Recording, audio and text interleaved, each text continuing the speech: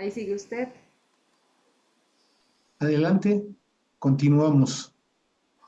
Muy bien, pues gracias por seguir con nosotros. Daremos paso a la siguiente mesa, que es la mesa número 1. El coordinador será el doctor Juan José García Escribano. Lo veo conectado a la mayoría de los ponentes y por ahí solo nos faltaría Antonio. No sé si está presente y pues regresamos en 7 minutos.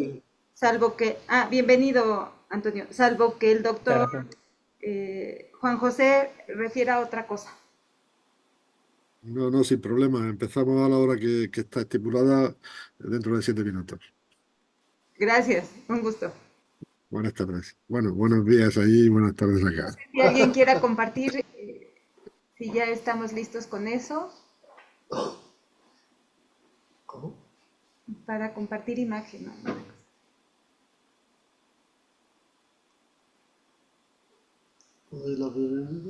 Potter me parece que quiere compartir imagen.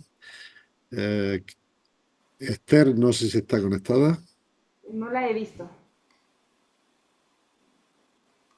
porque Esther es la primera ponente. Soy yo la primera ponente. ¿Eres tú? Pues habéis Sí. cambiado las ponencias. Sí, sí, sí. No, esas me las regalaron. Estas y estas, Bueno, no la tengo en el WhatsApp. Claro. Ujú. ¿tú vas a hacer lo de los temas posicionales?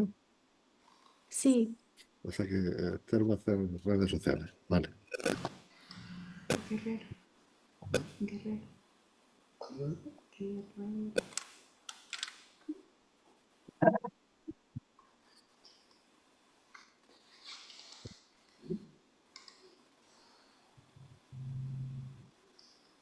Hola Esther, buenas tardes.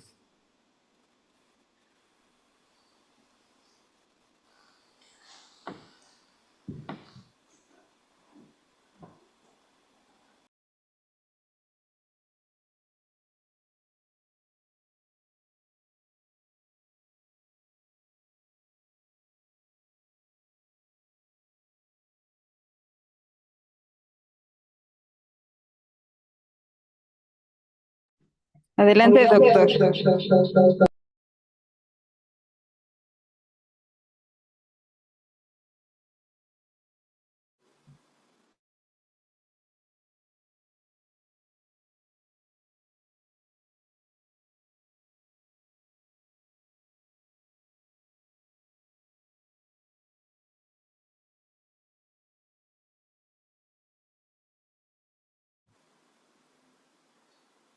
Usted nos indica, doctor, estamos listos. Por mi parte, cuando quieran. Es suyo el micrófono. Vale, pues de acuerdo. Gracias, Anaí. Muchas gracias. Bueno, pues si les parece, vamos a comenzar la sesión de la mesa 01, de la mesa 1, que está dentro del eje temático comunicación y marketing político y que, como subtítulo, a propuesta de la Universidad de Murcia, creamos un apartado que trataría sobre polarización afectiva, discursos y medios. Bueno, la idea de este apartado, que después se ha completado con otras ponencias que no son estrictamente polarización política, viene un poco desde una iniciativa que tiene la Universidad de Murcia, en concreto el grupo de investigación al que pertenecemos, los que hoy vamos a hablar, que estamos estudiando la polarización desde hace ya bastante tiempo.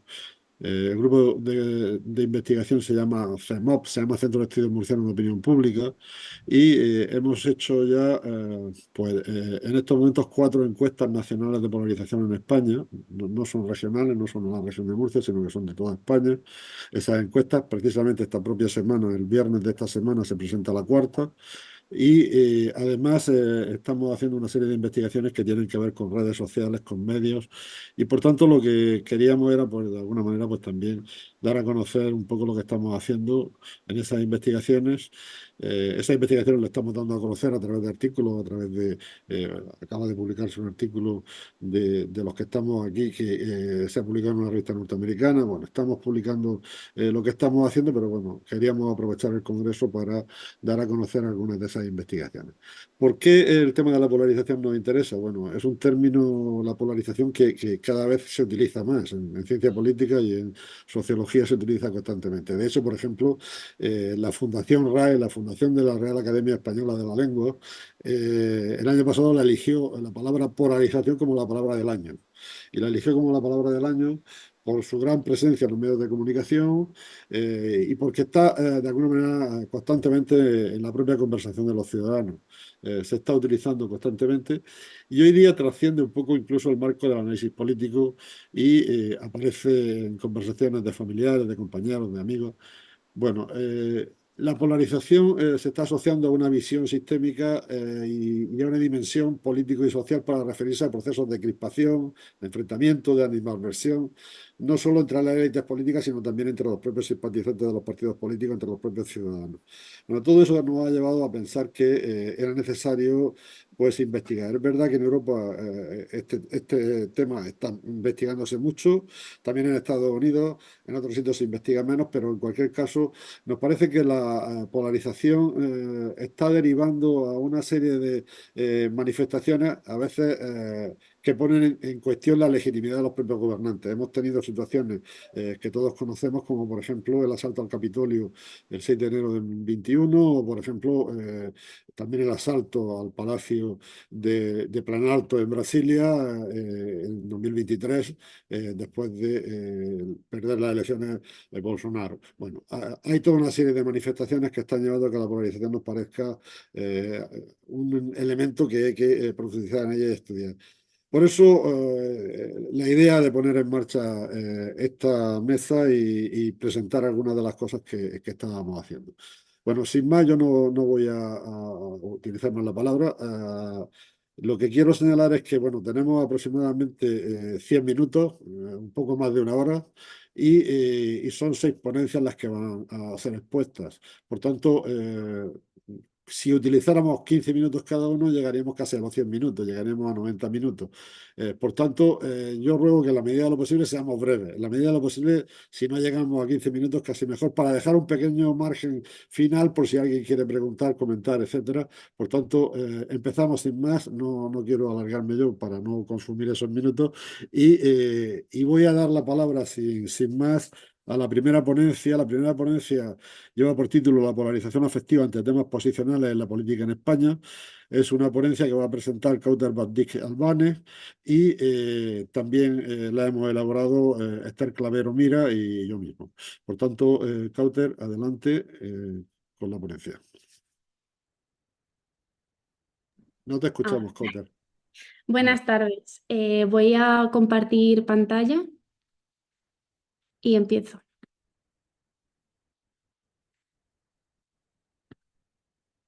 ¿Se ve bien?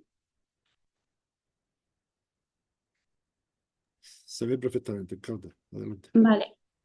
Bueno, pues expongo yo esta ponencia denominada Polarización ante temas posicionales de la política española en nombre de mis compañeros, como acaba de decir Juan José García Escribano.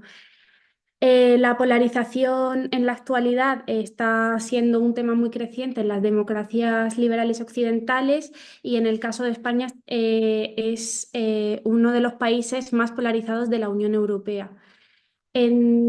En 2024, en este mismo año, se elaboró una encuesta por World Economic Forum denominada Encuesta de Percepción de Riesgos Mundiales y en esta encuesta se vio que el tema de la polarización social y política era elegida como tercer problema por el 46% de las personas como uno de los acontecimientos de riesgo que tiene más probabilidades de provocar una crisis a nivel global, tan solo por detrás de la crisis climática y por la desinformación. La polarización en temas como lo es la inmigración, el aborto, etc., ha caracterizado últimamente las elecciones generales en todo el mundo y las consecuencias que podrían tener son enormes, ya que las sociedades se polarizan no solo por sus afiliaciones políticas, sino también por su percepción de la realidad, lo que puede plantear un desafío tanto para la cohesión social como para la salud mental. World More in Common elaboró una investigación en Estados Unidos sobre la brecha de percepción entre demócratas y republicanos y se vio que mientras que el 85%, podéis ver la presentación, ¿no? No va pasando la presentación, está siempre la primera diapositiva. Siempre me sucede algo similar, no sé por qué, pero a ver, voy a dejar de compartir un segundo. Y si la puedes ampliar, Coutar, por favor. Ahora, Ahora sí. vale, se ve bien, ¿no? Vale.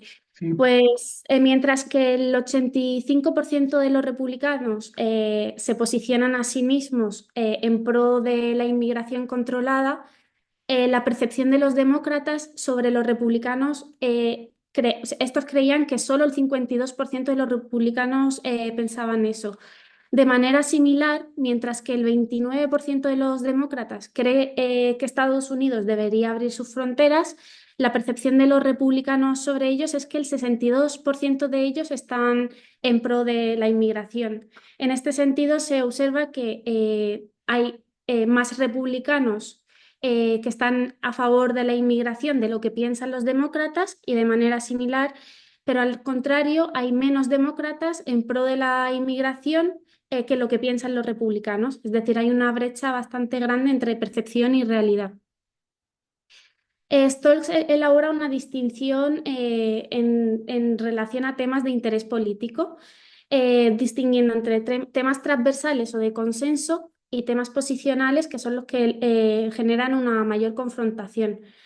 Así pues, aunque habitualmente los actores políticos utilizan los temas transversales, ya que estos contribuyen a una fabricación de mayorías electorales, en la actualidad numerosos temas que antes eran transversales se están transformando en ejes de confrontación.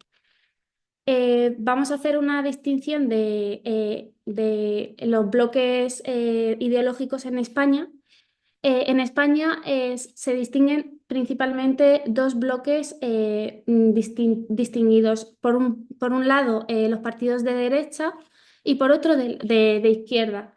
Mientras que los partidos de la izquierda, como pueden ser PSOE o Unidas Podemos o Sumar, estos abogan por la consolidación de los derechos de las personas y una mayor regulación del comportamiento económico. Por otro lado, PP y Vox, entre otros partidos de partidos de derechas, abogan más por una restricción de estos derechos y una mayor libertad en el ámbito de la economía. Y esto está contribuyendo a que algunos temas, de alguna manera, pasen a ser ejes de confrontación que distinguen la izquierda de la derecha. O sea, se convierten en temas de interés político. Bueno, la presentación se elabora en el marco del proyecto Polariza y lo que se pretende es analizar en qué medida algunos temas posicionales, como lo que es la inmigración, la violencia de género, entre otros, contribuyen a la polarización política en España. De esta manera, para ello se utiliza la metodología cuantitativa de la primera encuesta nacional de polarización, aplicada por el grupo que ha mencionado Juan José García Escribano, al que pertenecemos. Vale. Los temas escogidos son 4: el aborto, la inmigración, la violencia de género y los símbolos de identidad nacional. Las personas encuestadas lo que tenían que hacer era posicionarse entre el 0 y el 10, donde el 0 para el aborto y la inmigración era una mayor tolerancia y el 10 una mayor prohibición del aborto o cierre de fronteras. Para la violencia de género el 0 significa que constituye un problema grave y que el Estado debe incrementar todos sus recursos para luchar contra ella, y 10 como fenómeno inexistente. Y en cuanto a los símbolos de identidad nacional, el 0 más cercano a la vergüenza y el 10 más cercano del orgullo. De esta manera, las personas encuestadas lo que tenían que hacer era, por un lado, posicionarse en esta escala, y por otro lado, posicionar a cada... es decir, o sea, lo que tienen que hacer es posicionar a lo que creen que los votantes de cada partido podrían posicionarse. No sé si me he explicado. Entonces, de esta manera lo que se ve es tanto la posición de la persona como la percepción que tienen sobre los distintos partidos. De esta manera los resultados se distinguen en 3 bloques. Por un lado, el posicionamiento personal de la ciudadanía. Por otro lado, la percepción que tienen de los distintos partidos, y en el final de los resultados también se va a hacer una comparativa entre el posicionamiento propio de cada persona con el posicionamiento de su propio partido, con la percepción que tienen de los votantes de su propio partido. De esta manera, en el primer bloque de resultados vemos que la violencia de género y el aborto son temas que están más cercanos al 0, lo cual quiere decir que hay una mayor percepción de que la violencia de género sí que constituye un problema grave, y una mayor tolerancia con respecto al aborto. Con el tema de la inmigración se observa que se posiciona en un 4,5, lo cual da a entender que hay como una percepción un poco más ambigua en ese sentido, ya que no está ni cerca del 0 ni del 10. Y en cuanto a la identificación de símbolos nacionales, esta se posiciona en un 7,14, más cercana del orgullo que de la vergüenza. En cuanto a la percepción de la ciudadanía sobre la posición que tienen los votantes de los distintos partidos, se observa una clara división entre bloques, en la que los partidos de izquierda se posicionan más cercanos en la escala al 0, y los partidos de derecha más cercanos al 10. De esta manera, el aborto es el tema en el que existe una mayor polarización, ya que la diferencia entre los votantes de Unidas Podemos, como podemos ver aquí, con respecto a los de Vox, es de 6,46 puntos. De esta manera, pues hay una brecha bastante grande con la percepción de lo que se piensa de Unidas Podemos con Vox. A esta le sigue la inmigración, con una brecha de 6,09, y la identificación con los símbolos nacionales, que se posiciona en un 6,03. Mientras que la polarización percibida se observa en menor medida en el tema de la violencia de género.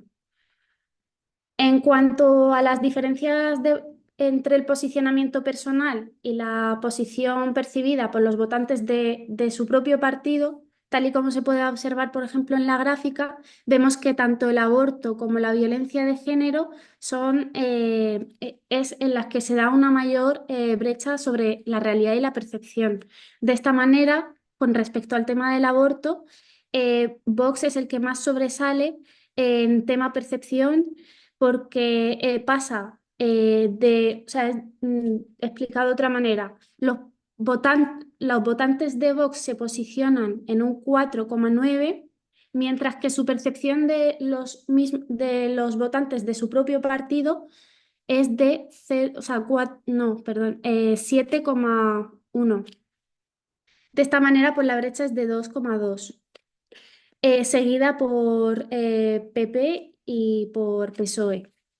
En cuanto al tema de la violencia de género, la mayor brecha se da con respecto al partido de PP, que pasa de un 2,1 a un 4,1. Es decir, los votantes de PP se posicionan en un 2,1 y posicionan al resto de votantes de su propio partido en un 4,1, generando esa brecha de 2 puntos.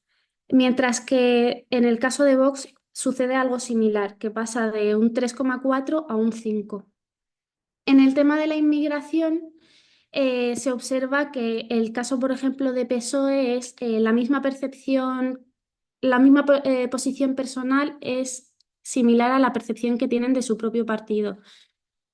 Y en el caso de Vox es el que mayor brecha obtiene, ya que sus votantes se posicionan en un 6,8, mientras que posicionan a los de su partido en un 7,7. En cuanto ya con las conclusiones, se observa que el tema del aborto es el que produce una mayor polarización, seguido de la inmigración y de la identificación con los símbolos nacionales, y que pues la violencia de género es en la que se observa una menor polarización percibida. Además, existe una percepción por parte de la ciudadanía de posiciones muy bien marcadas en lo que respecta a los partidos de derecha con los de la izquierda. También la ciudadanía percibe a su partido más polarizado en cada uno de los temas que ella misma, y de esta manera pues hay una mayor polarización generalizada en la posición con respecto a las cuatro fuerzas políticas consideradas, habiendo una autopolarización más moderada entre la ciudadanía, como acabamos de decir, lo que puede suscitar un escenario de una mayor polarización. Y bueno, eso es todo. Muchísimas gracias y espero que haya podido quedar más o menos claro. Y si tenéis cualquier pregunta, pues aquí estoy. Gracias, Cauter. Si os parece a todos los ponentes, hacemos todas las ponencias y posteriormente abrimos un pequeño turno de intervenciones, porque si vamos a pararnos a hacer intervenciones en cada ponencia va a ser complicado que cumplamos con el horario. Entonces, sin más preámbulos, pasaríamos a la segunda ponencia, que lleva por título Análisis de la polarización afectiva a través de las redes sociales. Esta ponencia está elaborada por la doctora Clavero Mira, Esther Clavero, que va a ser la que la exponga, Cauter Van Dijk, José Miguel Rojo, que no está hoy aquí conectado, Raquel Martínez, que me parece que tampoco está conectada, y yo mismo. Por tanto, sin más preámbulo, Esther, tienes la palabra.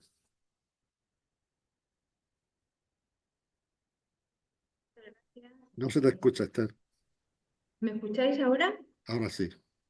Sí. Sí, Bueno, sí. muchísimas gracias. Voy a compartir pantalla.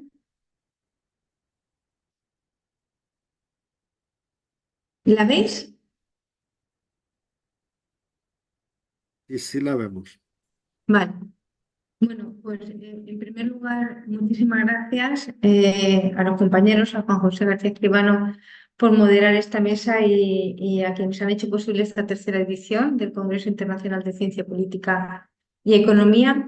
Yo voy a presentar un estudio realizado, un análisis realizado por la compañera Cauter Bagdid, por Juan José García Escribano, por los compañeros que ha dicho Juanjo hace un segundo.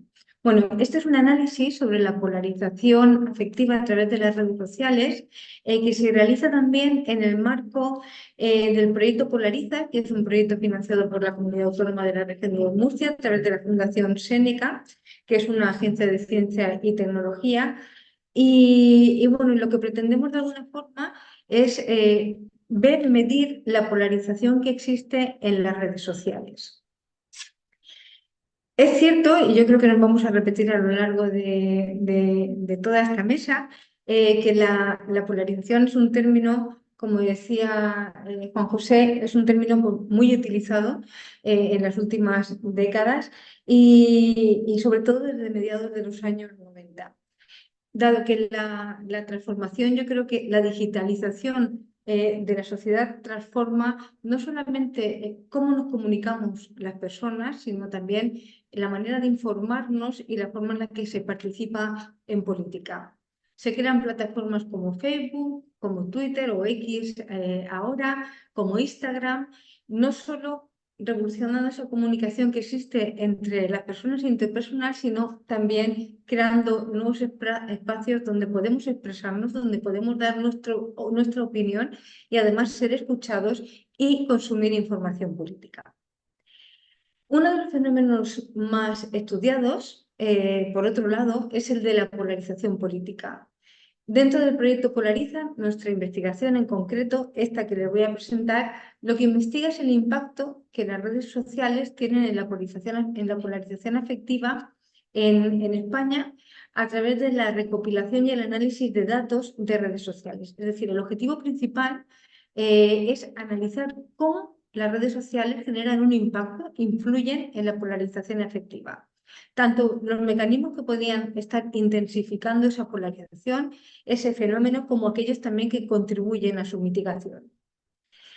Las redes sociales adquieren una gran relevancia en el mundo, según, por ejemplo, el estudio, el We Are Social de 2023, el 61,4% de la población mundial utiliza las redes sociales y en España ese porcentaje se eleva al 85,6%. En promedio, cada persona dedica 2 horas y 24 minutos al día a las redes sociales y eso equivale aproximadamente a un 15% del tiempo de vigilia. Y yo creo que esto expone a la población activa en redes a un ambiente y a un contexto diferente al que nos hemos enfrentado durante tiempos anteriores. La polarización afectiva la vamos a utilizar y la vamos a definir tal y como la define Oriols. A ver por dónde tengo la definición. Aquí, en esta diapositiva, como la distancia emocional que existe entre el afecto que despiertan quienes simpatizan con nuestras mismas ideas políticas en contraposición con el rechazo hacia quienes tienen posiciones distintas a la nuestra. Se ha convertido en uno de los fenómenos más relevantes, como decía Juanjo, de las ciencias sociales, sin ir más lejos, entre el 2021 y el 2023, en el buscador Web of Science, que recoge todas las bases de datos, reconoce 382 artículos que incluyen el concepto ya de polarización afectiva. Dentro de la polarización política se distinguen dos formas: la polarización ideológica y la polarización afectiva. La ideológica pues, es entendida como algo positivo por su capacidad de movilizar la competencia entre partidos, algo que se considera sano para los sistemas democráticos, y la segunda se relaciona con las actitudes que se tienen hacia esas creencias. Aunque el aumento de la polarización coincide con la expansión del acceso a Internet a partir de los años 90, de 1990, en la actualidad sigue existiendo un controvertido y un amplio debate con evidencias totalmente contradictorias sobre el papel que juegan las redes sociales en este clima de desencuentro emocional. De hecho, no hay muchos estudios que midan el fenómeno en el entorno específico de las redes sociales. Las investigaciones como la de Sunstein y otros autores como Hinman sugieren que las redes sociales, a través de la sistematización que hacen los algoritmos de las huellas digitales de cada persona, que pueden ofrecernos el itinerario completo de nuestros pasos en tiempo real, nos pueden ofrecer también la oportunidad de recibir información que es política e ideológicamente consistente con nuestras propias ideas y con las preferencias de quien está usando las redes sociales. Y para no exponerse a informaciones no deseadas, se van creando ese fenómeno que se conoce como filtro burbuja y también las cámaras de eco. La mayoría de la información acaba reproduciéndose y reforzándose nociones ya preconcebidas por el usuario. Pero al mismo tiempo,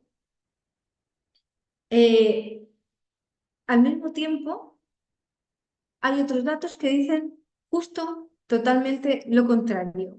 Y es que las redes sociales nos exponen totalmente a otro tipo de información, información con la que interactuamos, información que es contraria a lo que hasta ahora habíamos pensado, por lo que hace es romper precisamente esas cámaras de eco y exponernos a ideas totalmente heterogéneas, totalmente distintas a la nuestra. El objetivo de la investigación ha sido contrastar de alguna forma cómo afecta ese contacto y la interacción tanto con el endogrupo, con quienes piensan lo mismo que nosotros, como con el exogrupo, con los niveles de cada uno de los usuarios. Se trata de medir si esas interacciones determinan mayores o menores niveles de polarización afectiva.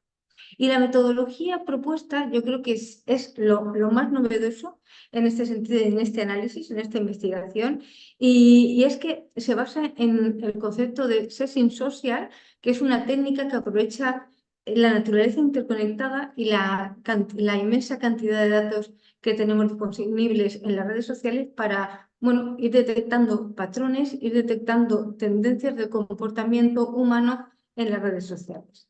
La metodología propuesta se utiliza en una red social concreta, en Twitter, en la red social X, porque es la principal fuente de datos, porque es una plataforma muy vinculada a los asuntos políticos, donde hay muchísimas interacciones y donde de alguna forma y en muy poco espacio se van debatiendo temas políticos.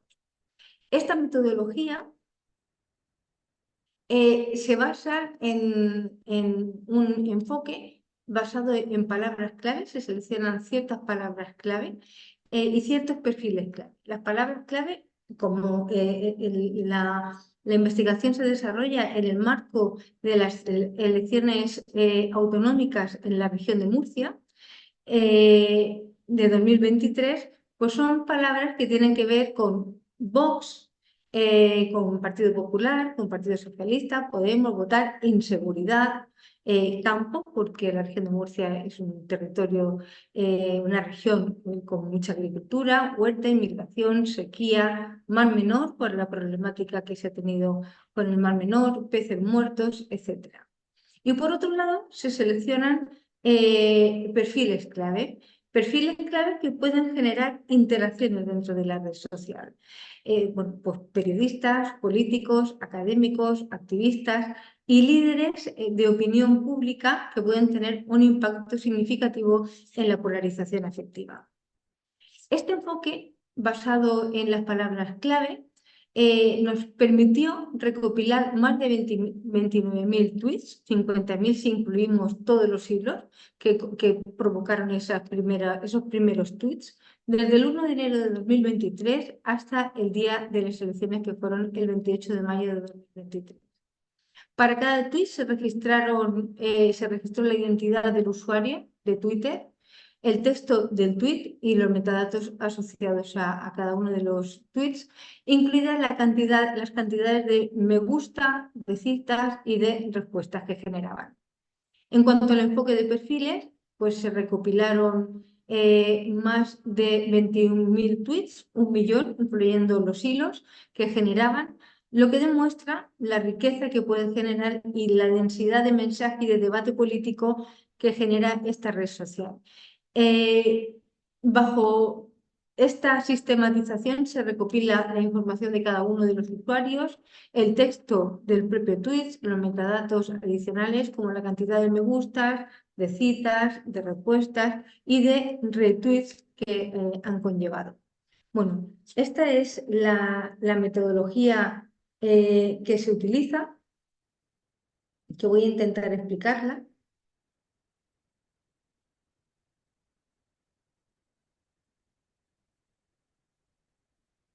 A ver. Vale. Bueno, se mide, como veis, en el contexto social a través de palabras claves y de perfiles, y luego se recopilan y se sistematizan los tweets a través de, de los mensajes, los me gusta. Se establece un procedimiento. Primero se realiza el análisis de sentimientos de los tweets, clasificándolos como positivos, como negativos, como neutros.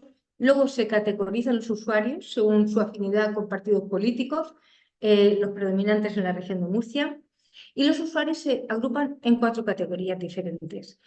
La derecha, que serán los afines al Partido Popular; la izquierda, que serán los afines al Partido Socialista; la derecha radical, que son los afines a Vox; y la izquierda radical, que son los afines a Podemos. Lo que nos permite esto es analizar si los tweets son positivos o negativos en relación con su ideología política o frente a otras ideologías. Para el análisis de sentimientos de cada tweet se utiliza una herramienta muy interesante, o el uso del algoritmo Robert Twito. Este algoritmo es un modelo de inteligencia artificial que sirvió como arquitectura base para el análisis de sentimientos. El algoritmo está preentrenado de forma muy rigurosa para ser capaz de generalizar en diversos contextos lingüísticos dentro de la lengua española. Una vez clasificados los tweets, se calculan las siguientes métricas a través de un proceso computacional. Primero, número de me gusta, es decir, total de me gusta recibidos por un usuario, indicando compromiso positivo. Luego, el recuento de retweets, es decir, el total de veces que se ha compartido el contenido de un usuario, midiendo la amplificación de sus mensajes. El retweet permite medir la amplificación. El recuento de textos positivos, que es el número de textos positivos escritos que reflejan apoyo y compromiso constructivo. El recuento de textos negativos, que es justo lo contrario, los textos negativos escritos que destacan desacuerdo o destacan crítica.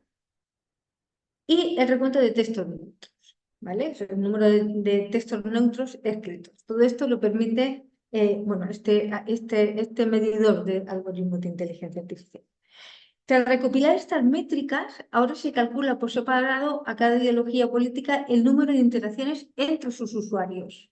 En estas interacciones se incluyen las interacciones positivas, que es el recuento total de interacciones positivas dentro del grupo político, los me gusta, los likes, los retweets y los textos positivos. Por otro lado, interacciones negativas, que consiste en los textos negativos y las neutras, ¿vale? El recuento total de interacciones neutras dentro de un grupo político. Una vez recopilada toda la información y tras la clasificación de los usuarios, se obtiene una base de datos que contiene para cada usuario el número total de interacciones, los retweets, los me gusta e interacciones tanto positivas como negativas. Y se obtiene un total de 8 características que son interacciones positivas y negativas hacia su grupo, hacia los grupos contrarios, y además estas interacciones y la clasificación del usuario se obtienen las interacciones positivas y negativas según la clasificación del usuario hacia el resto de grupos que no son el mismo. Esta sería la gráfica de los usuarios según la ideología política, ¿vale? Tenemos una cantidad importante sin determinar y esta es una de las debilidades del estudio. Y luego, los que se posicionan los tweets según la ideología política de la extrema izquierda, de la derecha y de la extrema derecha. La polarización afectiva endogrupal, que se mide con esta fórmula, para un usuario determinado, para un usuario I clasificado en un grupo político determinado, J, se define como la resta entre el número total de interacciones positivas y negativas que I tiene con J. De manera similar ocurre con la polarización afectiva exogrupal, que es la diferencia entre el total de interacciones positivas y negativas que el usuario determinado tiene hacia las otras partes. Después tenemos la polarización afectiva del usuario I, que se calcula como la diferencia entre la polarización afectiva del endogrupo y del exogrupo. Y a los usuarios más polarizados afectivamente como aquellos que, comparando las interacciones con su endogrupo y exogrupo, tienen niveles más altos de sentimientos positivos endogrupal frente al exogrupo y niveles más altos de negatividad hacia el exogrupo frente al endogrupo. Un valor de AP más alto indica más apoyo y más lealtad hacia los usuarios de Twitter etiquetados en el mismo grupo, por lo que esperaríamos que ese valor sea positivo y esté lo más lejos posible de cero. Por el contrario, un índice de polarización más bajo significa más rechazo hacia las personas con otras identidades políticas, siendo generalmente negativo. ¿Vale? Aquí tendríamos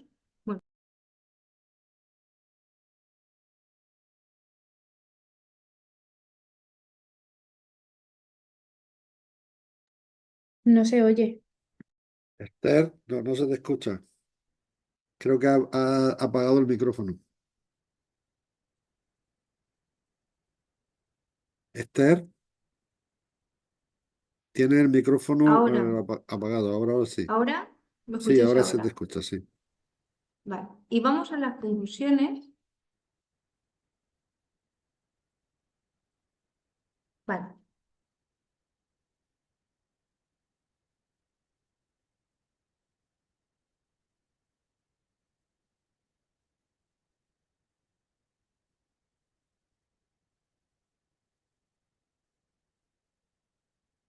Bueno, aquí tendríamos ver el conjunto, los datos, los valores más altos se dan con frecuencia en la derecha y en la derecha radical, pero las diferencias entre los grupos no son muy notables. Llama la atención el número de usuarios de la izquierda radical que tiene con más frecuencia una puntuación de polarización inferior a cero.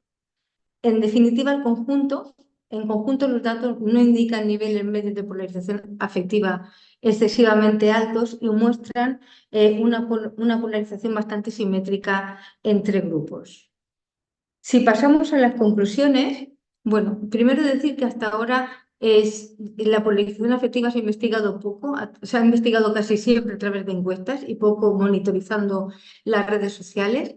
En ese estudio hemos presentado una metodología que yo creo que es lo que quizá más llama la atención, innovadora para el análisis de sentimientos. Y en conjunto los datos no indican niveles medios de polarización excesivamente altos, pero sí muestran una polarización simétrica entre grupos. Se ha buscado contrastar cómo afecta el contacto y la interacción tanto con el exogrupo como con el endogrupo, con los niveles de cada usuario, pero los resultados indican que cuanto mayor es la interacción con el endogrupo, mayor inserción en la cámara de eco, mayor es el nivel de polarización.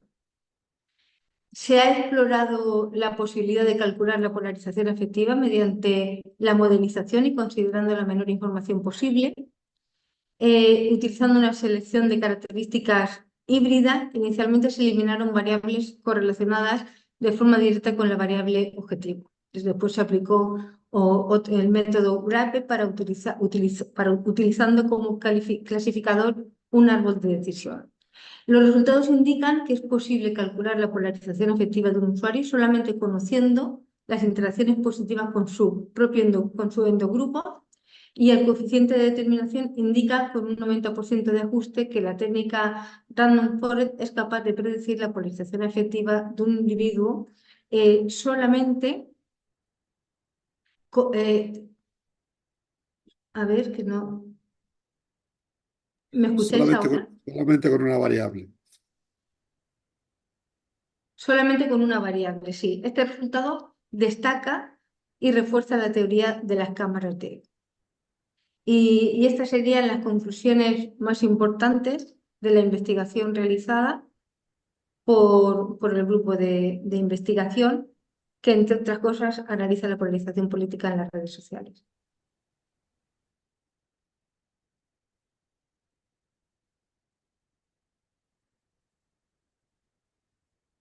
No se te oye, Juanjo. Te estaba dando las gracias, Esther, y estaba diciendo que a veces resumir una investigación que es compleja desde el punto de vista metodológico y técnico es complicado y a veces probablemente no se, algunas cosas no se han entendido. Yo creo que la conclusión es clara. Estábamos tratando de hacer una metodología que permitiera con pocas variables hacer posible con una sola y lo hemos conseguido de alguna manera determinar a través de la monitorización de redes sociales, determinar qué tipo de polarización había. Entonces, en ese sentido, ya tenemos una nueva manera de medir, en principio. Hay que validarla con otras investigaciones, pero tenemos una nueva manera de medir la polarización afectiva a través de redes sociales. Esa era la idea. Bueno, voy a pasar a darle la palabra al tercer ponente. El tercer ponente también es de la Universidad de Murcia. Es Antonio del Baño Ortiz y el título de su ponencia es La polarización política en España, de los populismos al enfrentamiento. Adelante, Antonio. Hola, buenas tardes. ¿Se me escucha bien? Bueno, buenos días en México. ¿Se me escucha? Sí, Y se se te escucha. escucha perfectamente, Antonio. Venga, adelante. Vale, muchas gracias, Juanjo. Bueno, pues voy a comenzar con mi exposición. Un momento que tengo que compartir la pantalla. A ver.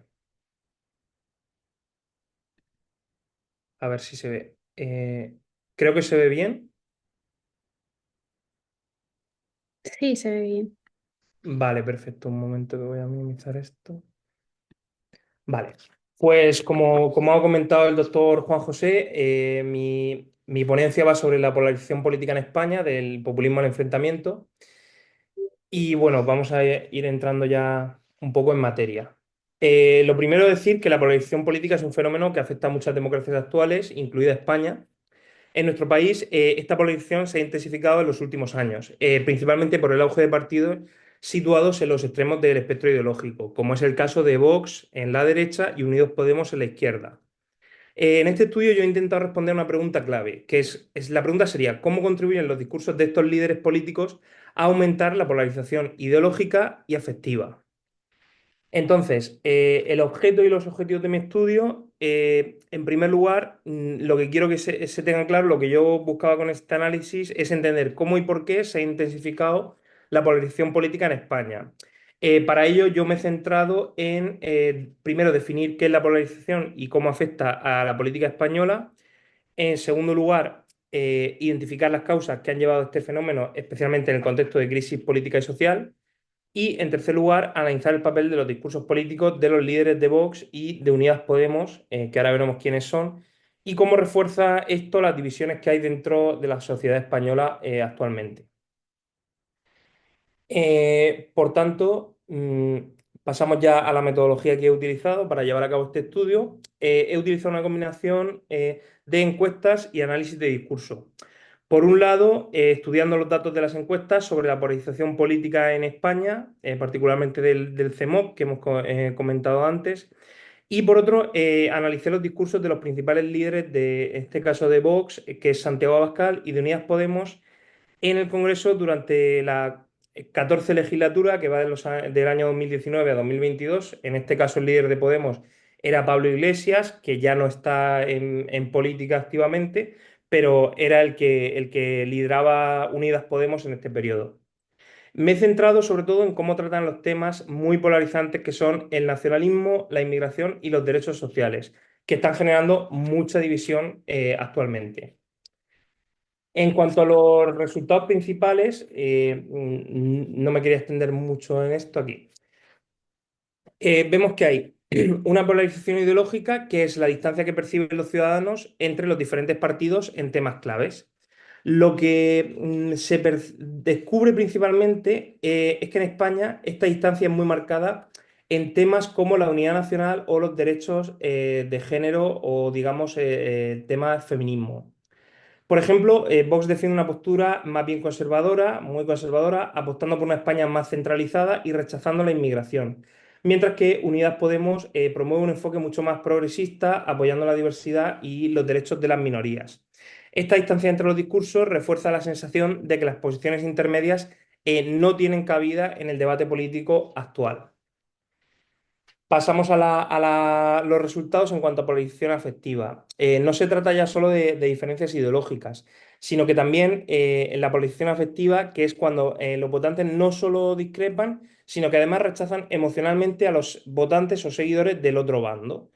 Entonces, los discursos polarizadores de Vox y Unidas Podemos no solo se paran en términos de ideas, sino que generan una sensación de rechazo hacia el otro, que se percibe casi como un enemigo, hacia que es aquel que piensa de manera diferente. Esto lo podemos ver de los votantes de Vox hacia los de Podemos, pero también al revés, a la inversa, desde los votantes de Podemos hacia Vox. En otras palabras, no solo no estamos de acuerdo con el adversario, sino que vemos al adversario como una amenaza. Y esto está pasando cada vez más en España. Y en general vamos a ver que también en el mundo un poco. Pasamos ya a los discursos polarizadores. Por cierto, por si alguien de México no los tiene del todo controlados, el hombre de la izquierda es Santiago Abascal, líder de Vox, que se situaría más bien en la extrema derecha, y a su derecha tenemos a Pablo Iglesias, que es el que era en ese momento, ya no es, pero era líder de Podemos, ahora Unidas Podemos, que sería la extrema izquierda. Santiago Abascal queda claro que ambos líderes utilizan estrategias que refuerzan la identidad de sus votantes. Abascal, por ejemplo, utiliza mucho la retórica de la defensa de la unidad de España, atacando tanto a los partidos separatistas que quieren la independencia de ciertas regiones concretas de España, como es el caso de País Vasco y Cataluña, los más potentes, como atacar, digamos, a los inmigrantes, centrándose sobre todo en la inmigración ilegal. Iglesias, en cambio, centraba su discurso en la lucha contra las desigualdades, atacando a las que él considera que son las élites y defendiendo a los sectores más vulnerables.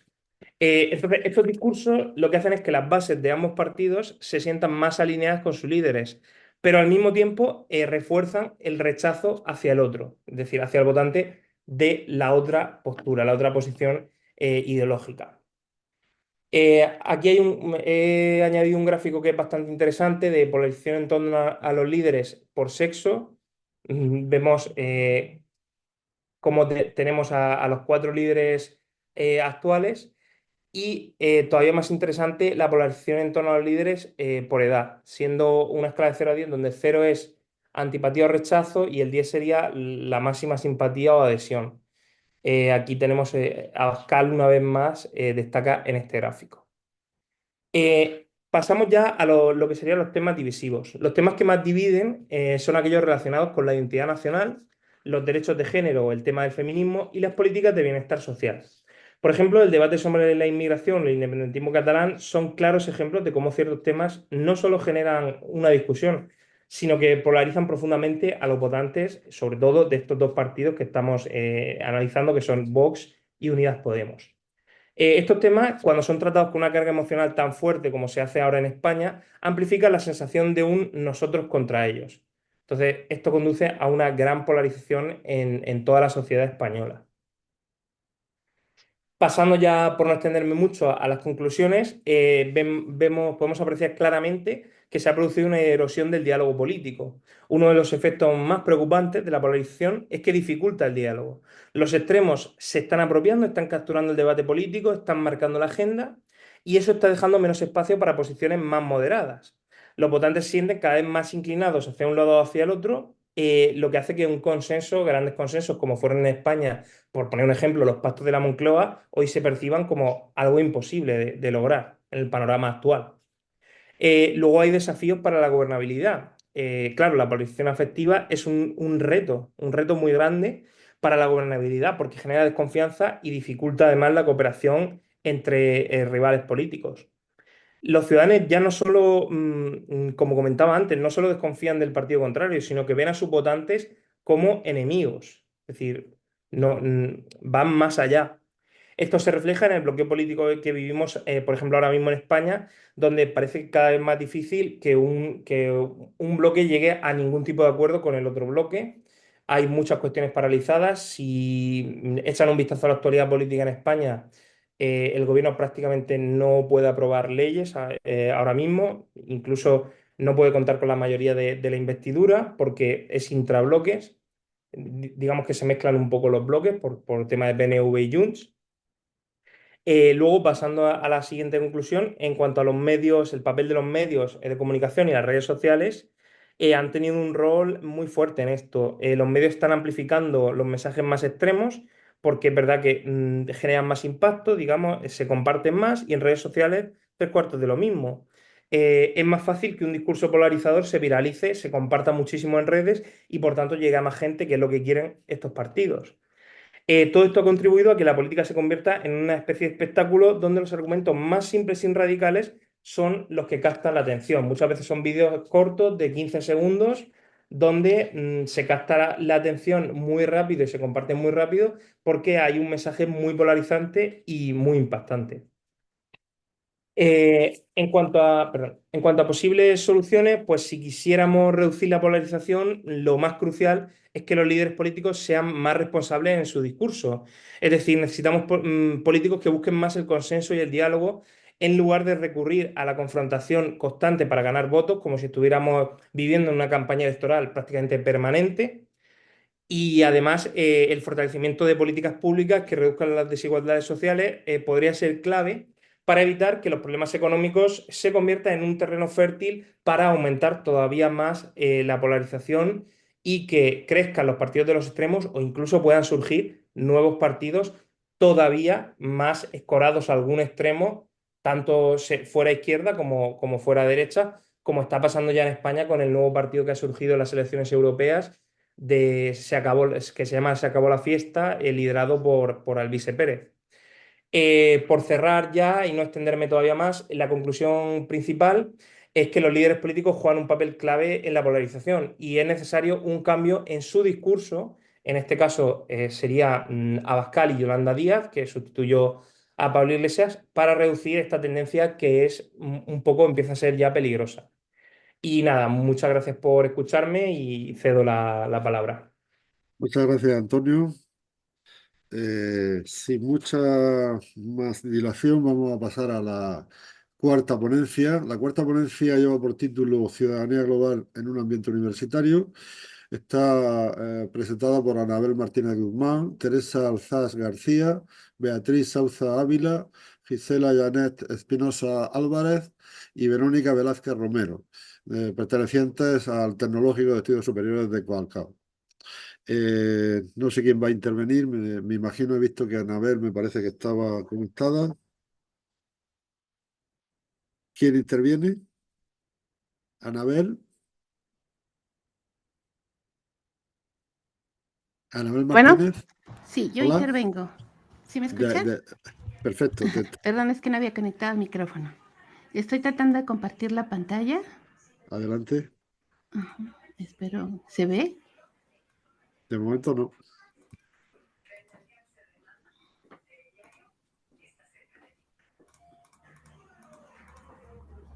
Y creo que voy a tener que... A ver, ventana. Ay, creo que voy a tener que salirme.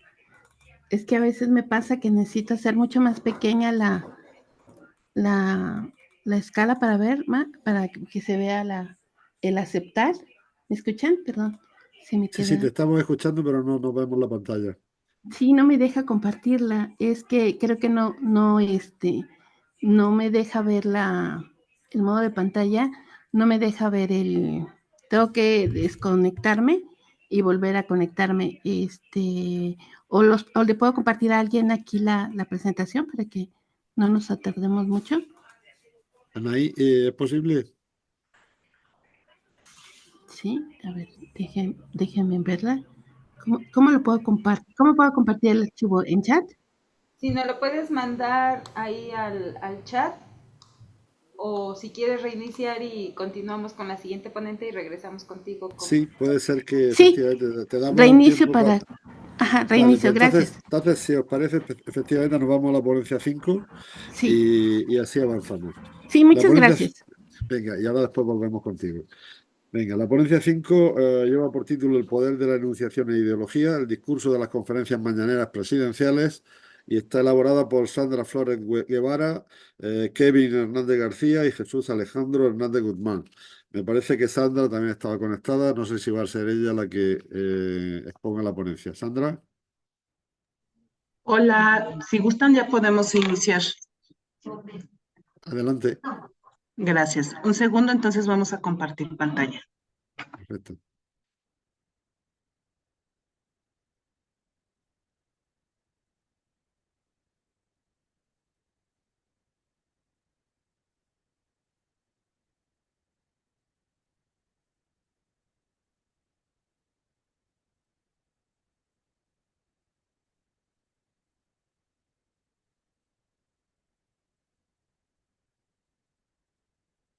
Bueno, no he dicho que los autores son de la Universidad Autónoma del Estado de Hidalgo.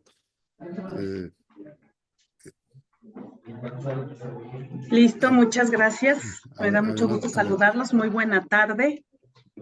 Pues el día de hoy vamos a hacer esta presentación. Aprovecho también para presentarme al mismo tiempo. Soy Sandra Flores Guevara, soy profesora investigadora en la Universidad Autónoma del Estado de Hidalgo. Estoy adscrita al Instituto de Ciencias Sociales y Humanidades en el área académica de comunicación, y debido a las actividades que nosotros realizamos como profesores investigadores, llevamos diferentes programas y líneas de generación y aplicación del conocimiento, y por eso el día de hoy me acompañan dos estudiantes de la licenciatura en Ciencias Políticas, también de aquí del instituto, y está con nosotros Jesús Alejandro Hernández Guzmán, y de este lado por acá está Kevin, también desde el área de ciencia política. Bueno, pues el tema que nosotros estamos trabajando pues está evidentemente muy en boga, muy en el discurso cotidiano, y pues tiene que ver específicamente con el poder de la enunciación y también de la ideología que se genere, que se crea a partir de los discursos de las conferencias mañaneras presidenciales. Y ese es el tema que nosotros vamos a presentar. El contenido que hemos considerado para el día de hoy, para esta presentación, es con la introducción, con el contexto desde donde estamos partiendo. Evidentemente, pues el objetivo de hacer esta investigación, que no solo es realizar una observación y entender los fenómenos que están sucediendo, sino también los conceptos que alrededor de ello emanan desde un argumento teórico y la forma en cómo nosotros estamos vinculándolo con una cotidianidad importante en torno a lo que supone la política en nuestro país. Les hablaremos un poco de la metodología que hemos empleado, así como de los resultados y las conclusiones. Por favor.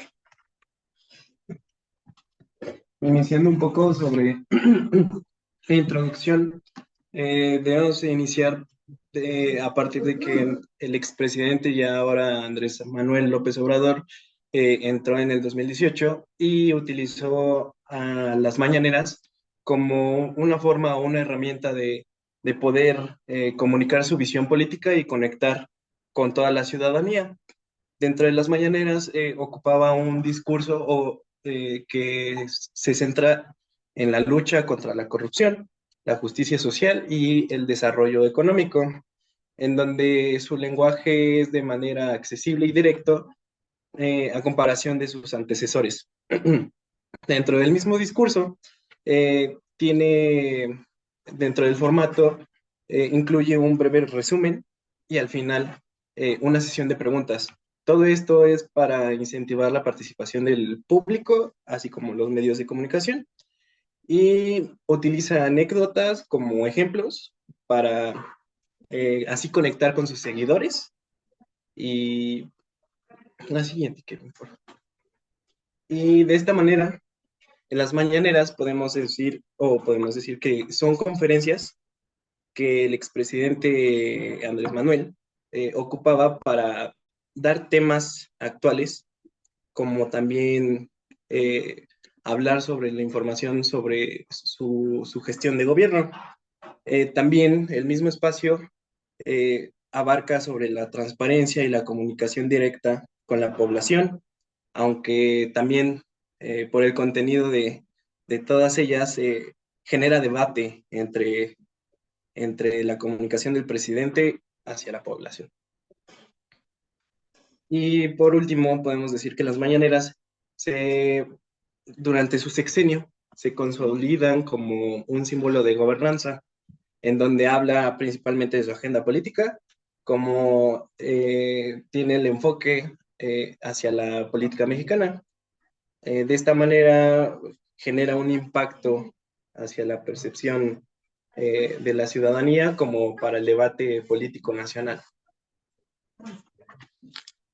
Cabe destacar que las mañaneras significaron durante este sexenio un parteaguas que significó evidentemente un cambio específico para la política de nuestro país. Fueron 1,438 mañaneras que se realizaron durante el sexenio, y evidentemente pues hay que considerarlo también como el espacio en el que se tomaron decisiones, el espacio en el que junto con su gabinete, con los secretarios de gobierno, se realizaron diferentes aportaciones, no solamente para la toma de decisiones, sino para dar a conocer qué era lo que estaba sucediendo en el país de manera cotidiana.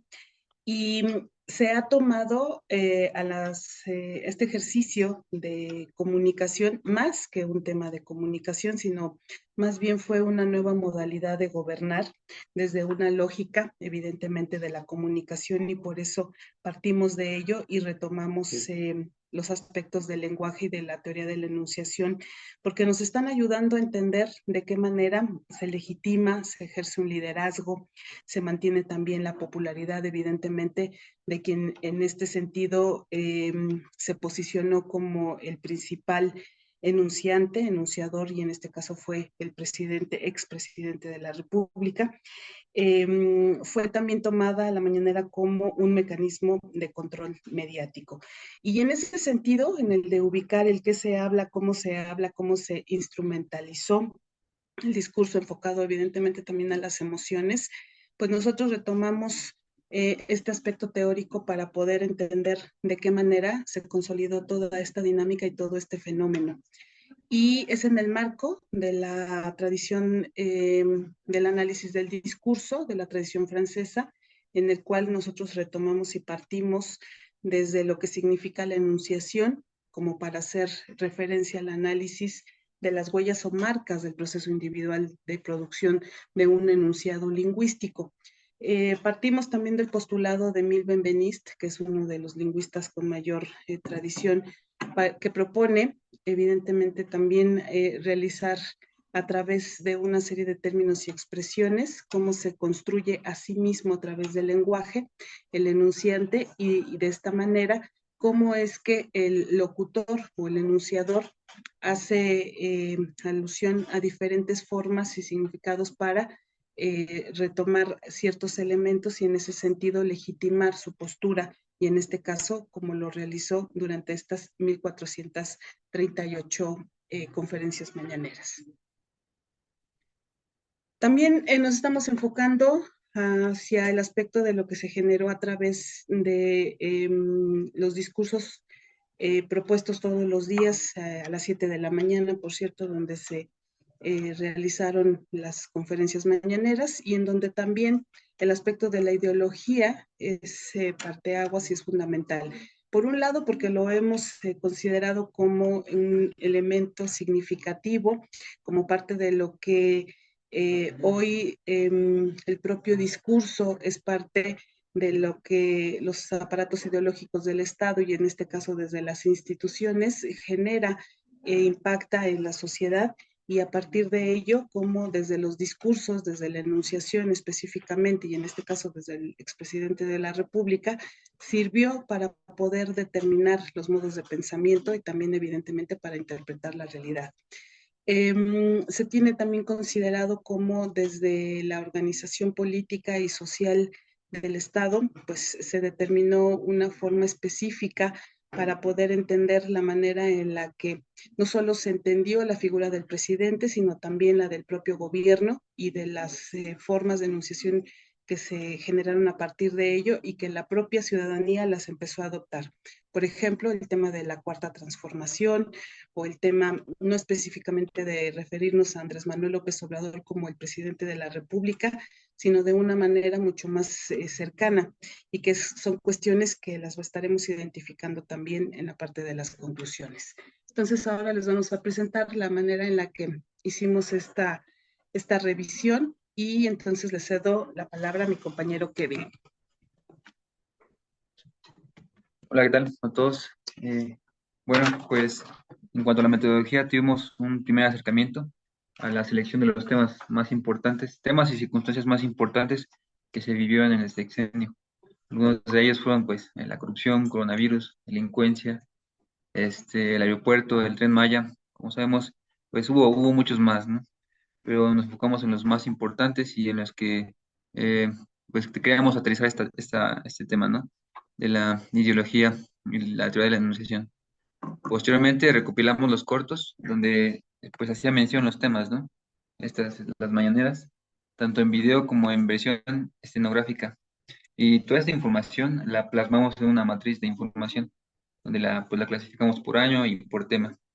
Y finalmente, pues como le había mencionado la doctora, ocupamos esta teoría de la enunciación para aterrizar cómo lo hacía el expresidente, ¿no?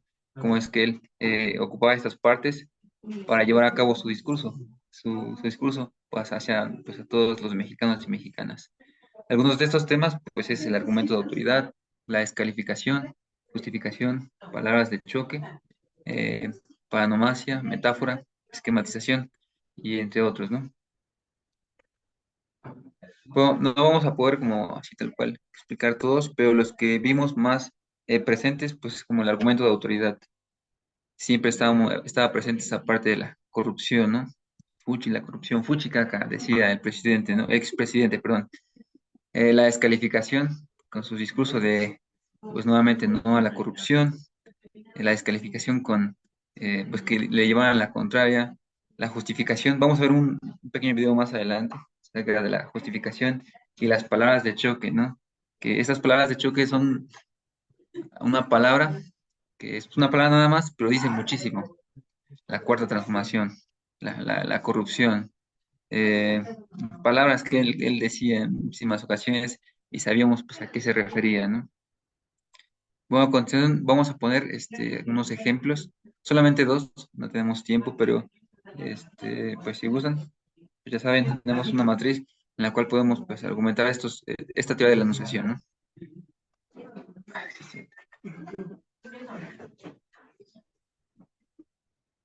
Bien, bueno, antes de ponerlo, quisiera explicarlo en breve. En esta parte le hacen un llamado al presidente sobre los libros de texto, ¿no? Que le dicen a él ser un comunista, porque los libros de texto pues vienen influidos pues por él, ¿no? Por así decirlo. Pero él dice algo chistoso y termina con una canción. Voy a ponerlo. Voy a cancelar aquí el audio y lo pongo acá, ¿no?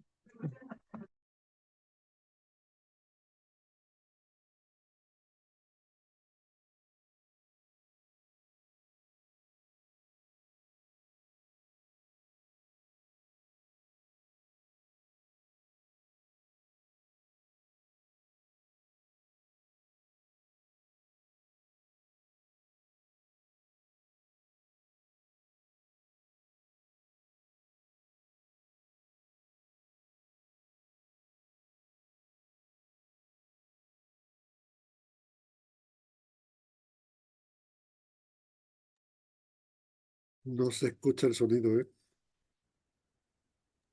Si no pasa el sonido.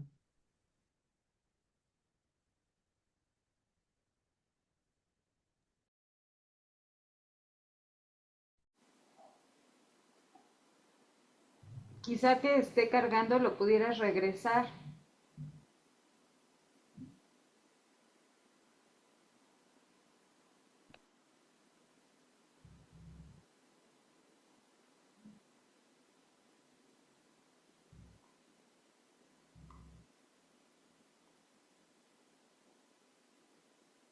Doctora Sandra, ¿nos escucha por ahí?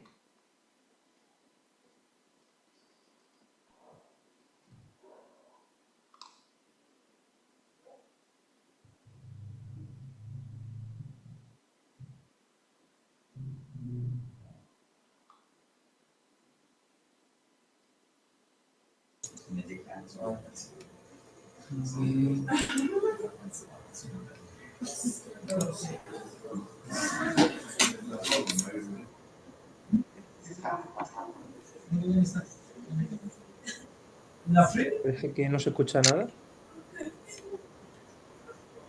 Ruido del lado de...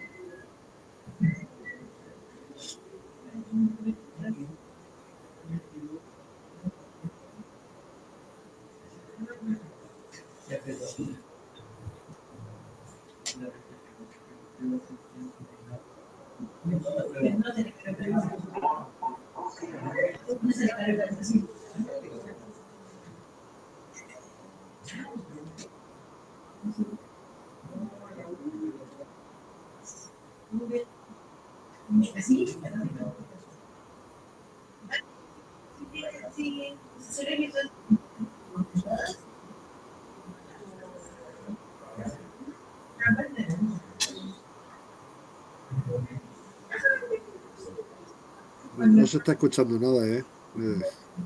No se escucha, ¿verdad? No se escucha nada. No se escucha nada entonces. No, no pasa el sonido. No, estamos viendo solamente la imagen del expresidente. Pues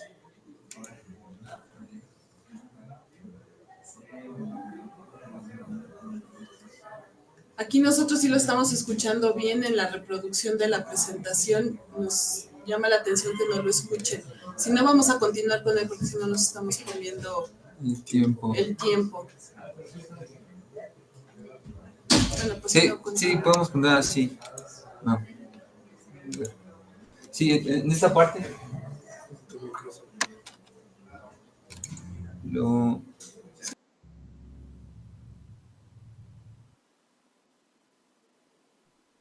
Bien, una vez.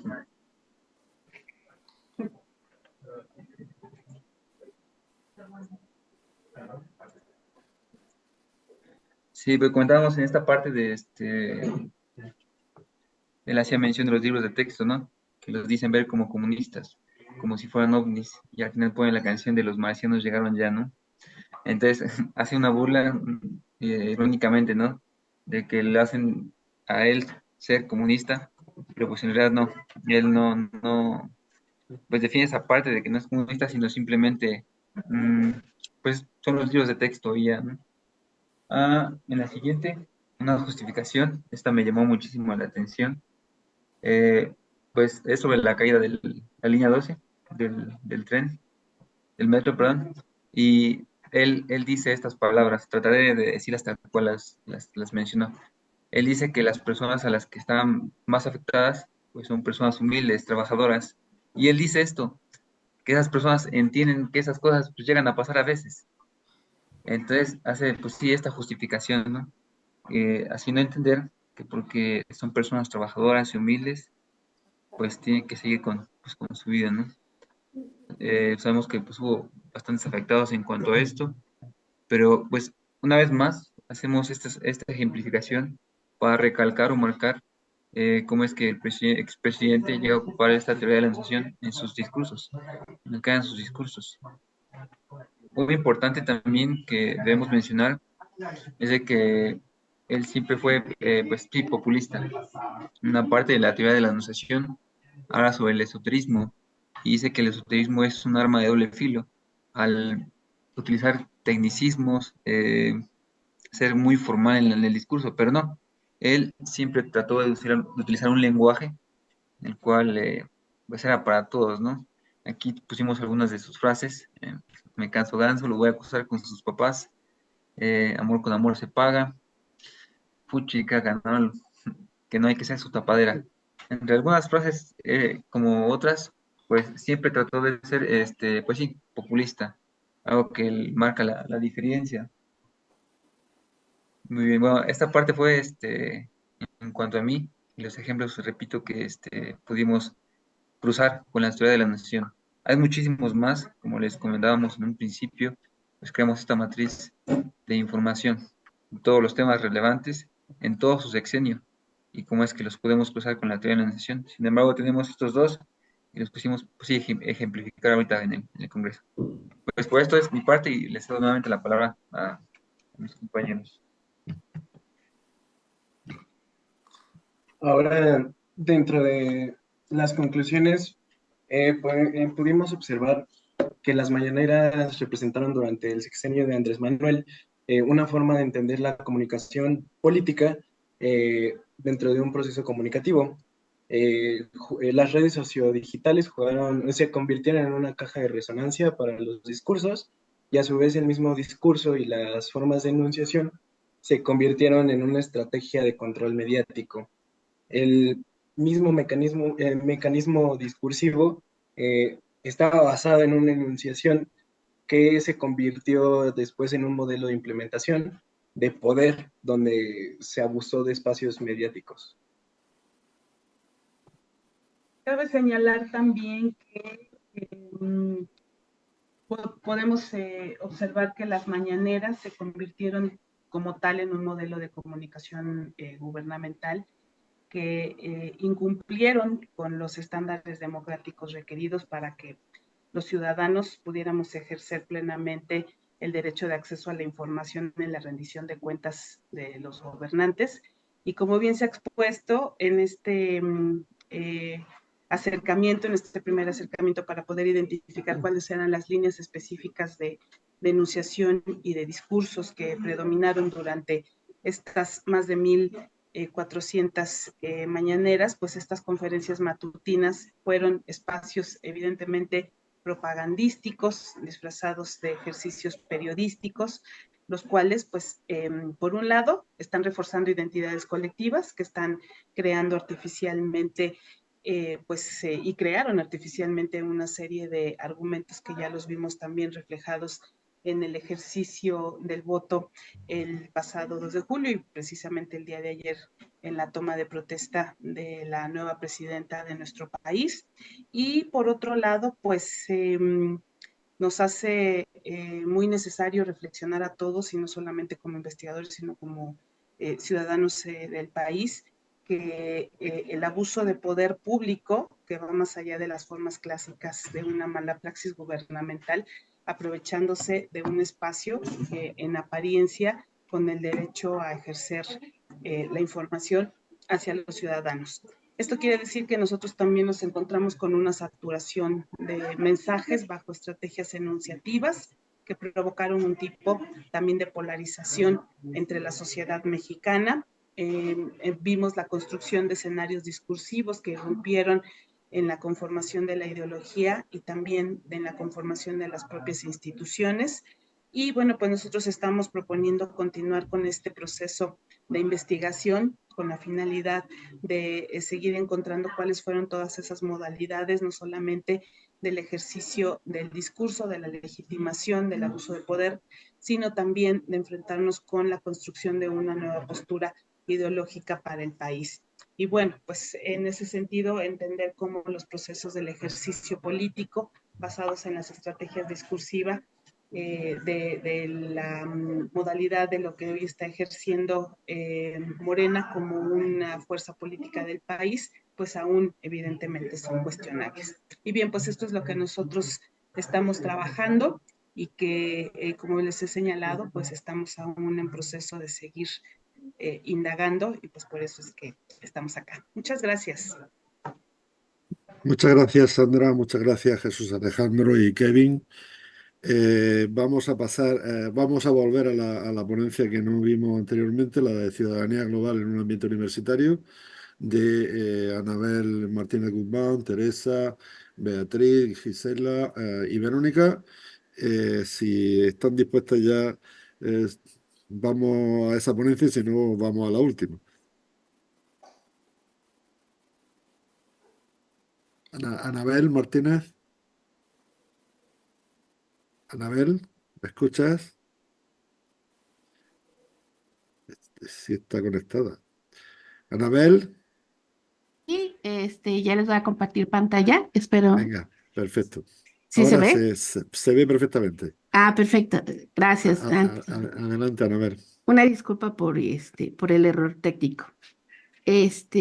Bueno, nuestro trabajo es sobre el tema de ciudadanía global en un ambiente universitario. Principalmente nos interesa hablar sobre un poco de cómo surge el estudio, la metodología, los resultados y nuestras primeras reflexiones finales. Presentamos una línea del tiempo que tiene que ver un poco en México, cuáles son los estudios que han abarcado el concepto de ciudadanía global. Podemos decir que es una especie de temas que empezaron a partir del siglo XXI, en donde se introduce el concepto de este concepto de ciudadanía global en la educación superior.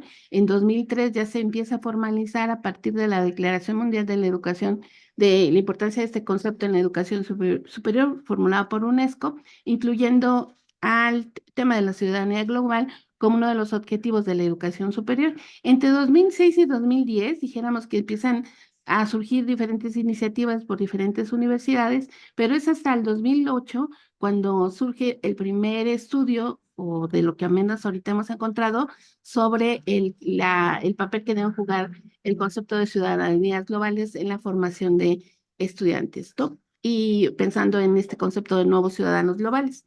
Ya para 2010 surge otro estudio en el Politécnico, 2015 se incorpora en la NUIES, que es la Asociación Nacional de Universidades e Institutos de Educación Superior, el término de ciudadanía global como una competencia fundamental de nuestros egresados y marcada en los objetivos de desarrollo sustentable. Para 2015, el Instituto Politécnico Nacional ya incluye en algunos de sus planes la ciudadanía global, en especial en aquellos planes que considera esta estrategia global. Entre 2016 y 2018 no encontramos como un estudio formal de alguna universidad, pero en la UAM, en 2016, realiza el primer estudio sobre la percepción de los docentes universitarios en torno a la enseñanza de la educación global. Y lo mismo que la Universidad Autónoma de Guadalajara, donde se trata de vincular el tema de desarrollo sustentable y ciudadanía global. Es a partir de la pandemia, entre 2019 y 2020, cuando ya se empieza a analizar el papel que tiene la interconectividad mundial y el rol de las universidades que van a enfrentar hasta diferentes crisis sanitarias, dándole un énfasis al cambio climático. Entre 2021, 22 y 23, pues bueno, ya surge en el Tecnológico de Estudios Superiores de Monterrey la integración específica y implícita en algunos de sus programas de estudios y en especial en el marco de los Objetivos de Desarrollo Sustentable y el énfasis en la economía global. La Universidad de Anáhuac, por su parte, define y tiene diferentes trípticos para definir el ciudadano global, y la Universidad de México, hace poco, no me acuerdo si en marzo, junto con la Universidad de San Diego, pues están pensando en cómo este concepto se debe de interrelacionar con temas de innovación tecnológica.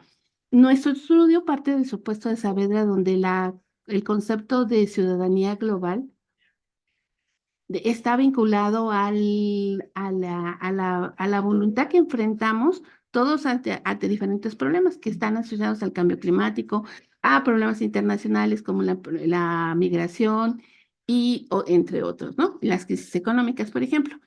Es un objetivo de las instituciones y en especial de los docentes promover el papel activo que los jóvenes deben de tomar ante estas situaciones, y principalmente porque las redes sociales favorecen a una mayor interconexión, pero pues tienen sus ventajas y sus desventajas.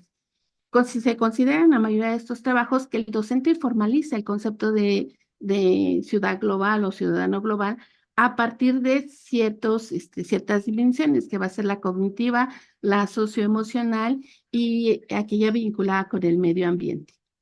Les había comentado que es la Universidad de Anáhuac la que define al ciudadano global como aquel que es capaz de conectarse y explicar y tomar conciencia de manera inmediata de los fenómenos globales que está enfrentando, que va a fomentar valores de justicia, de tolerancia y de respetos humanos. O sea, no es solamente asumirte como un ciudadano del mundo, sino también asumirte como una persona que puedes ser tolerante, que debes de luchar por principios de valores de justicia, pero al mismo tiempo defender los derechos humanos.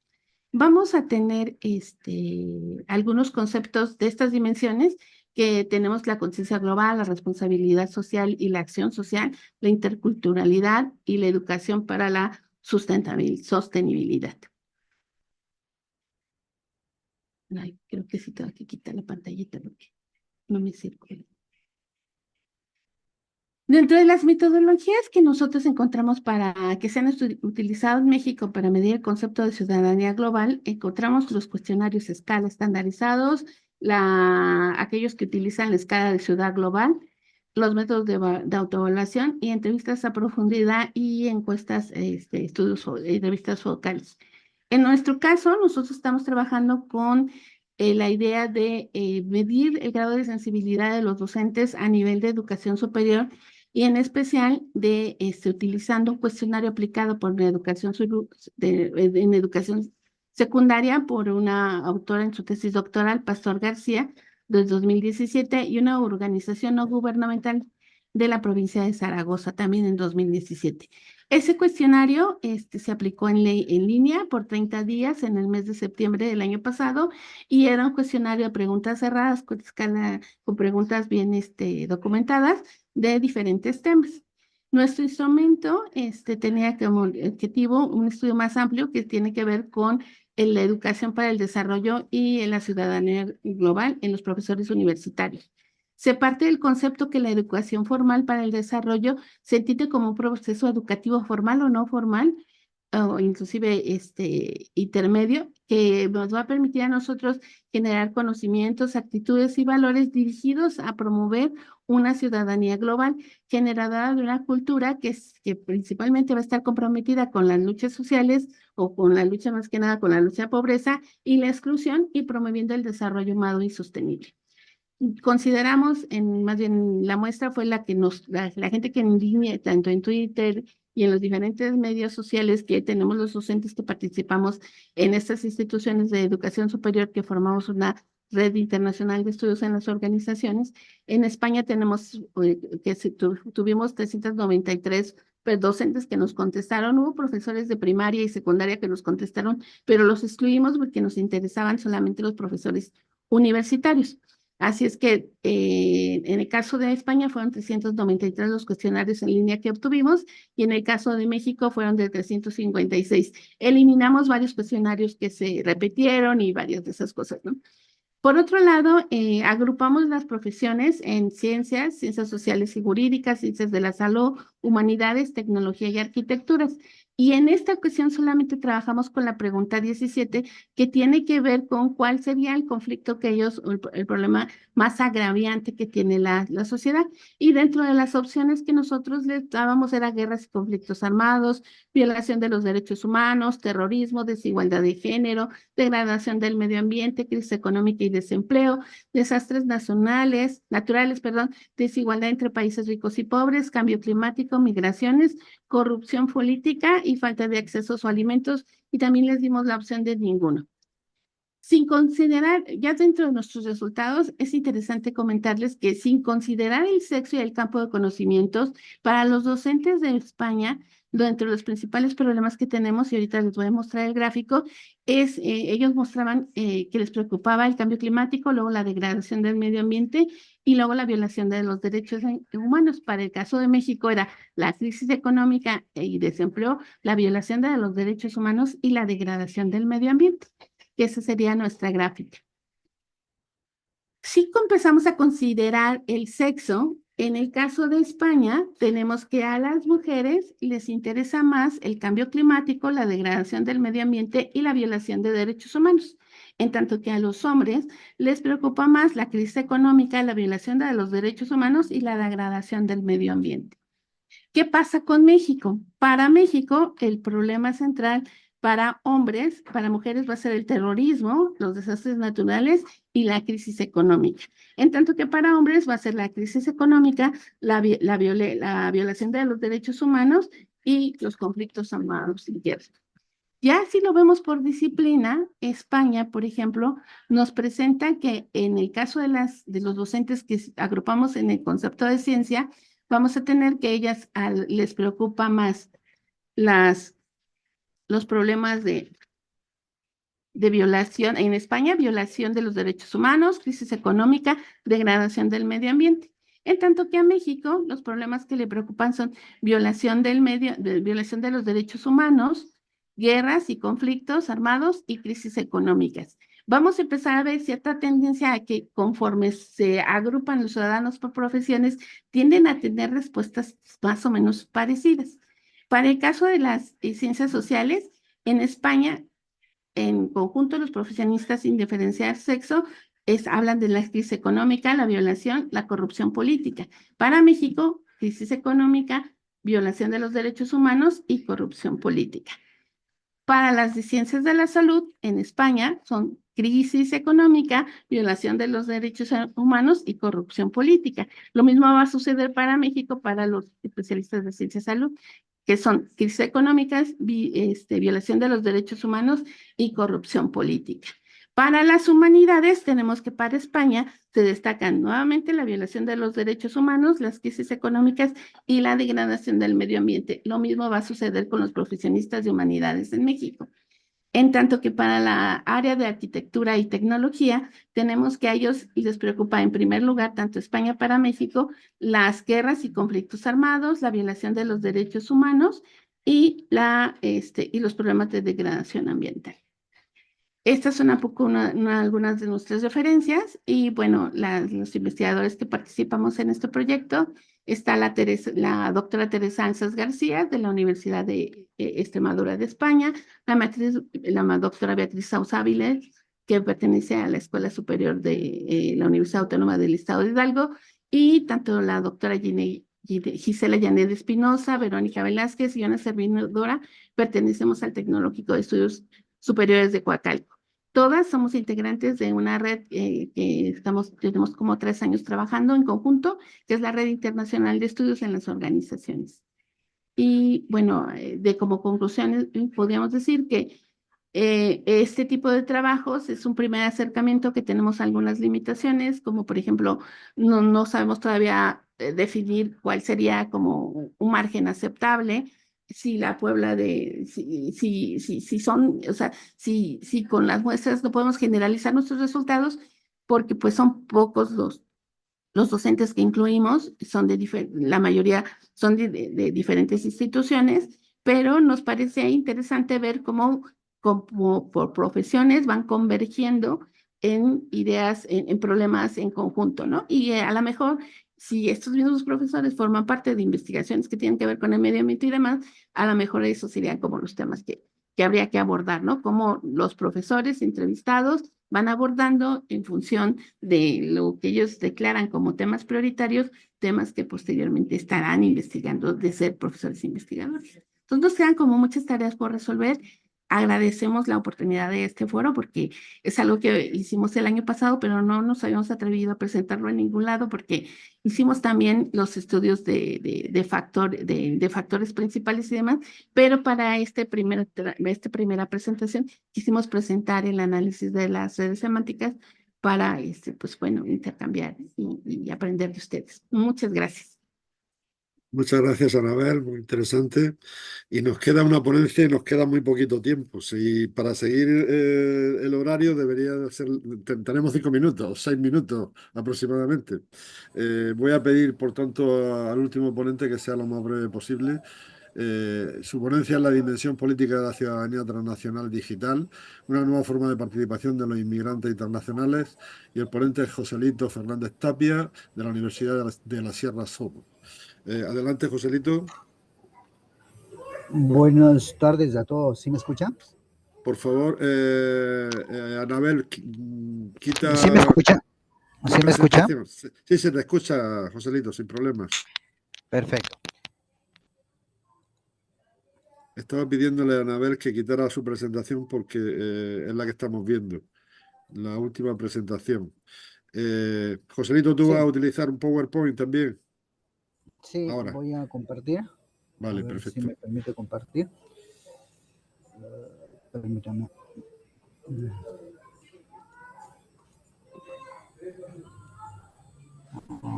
Compartir pantalla. Está.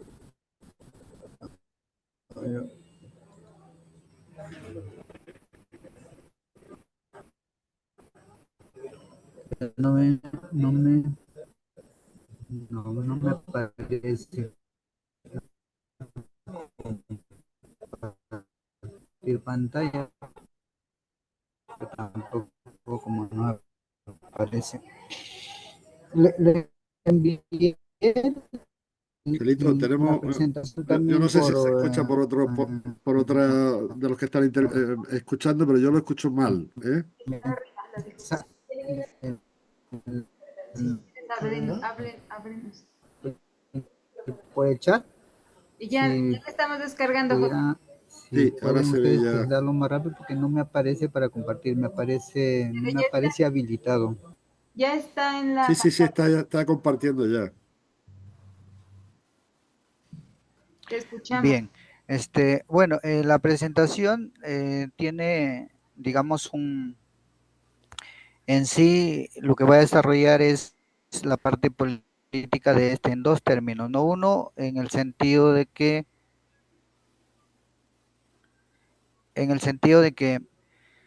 lo que se busca es fundamentalmente determinar cómo llamar a este fenómeno que se da fundamentalmente entre los migrantes, aunque ahora ya también se ha extendido a toda la población, digamos, que usa redes sociales, ¿no? La dinámica de la participación política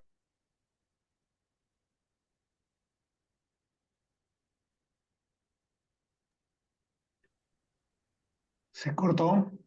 Sí, sí, no se escucha, ¿eh?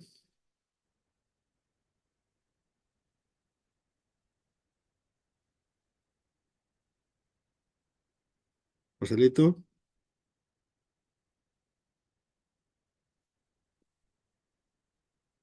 no hay manera de escucharle, ¿eh? Joselito, por favor, ¿me escucha?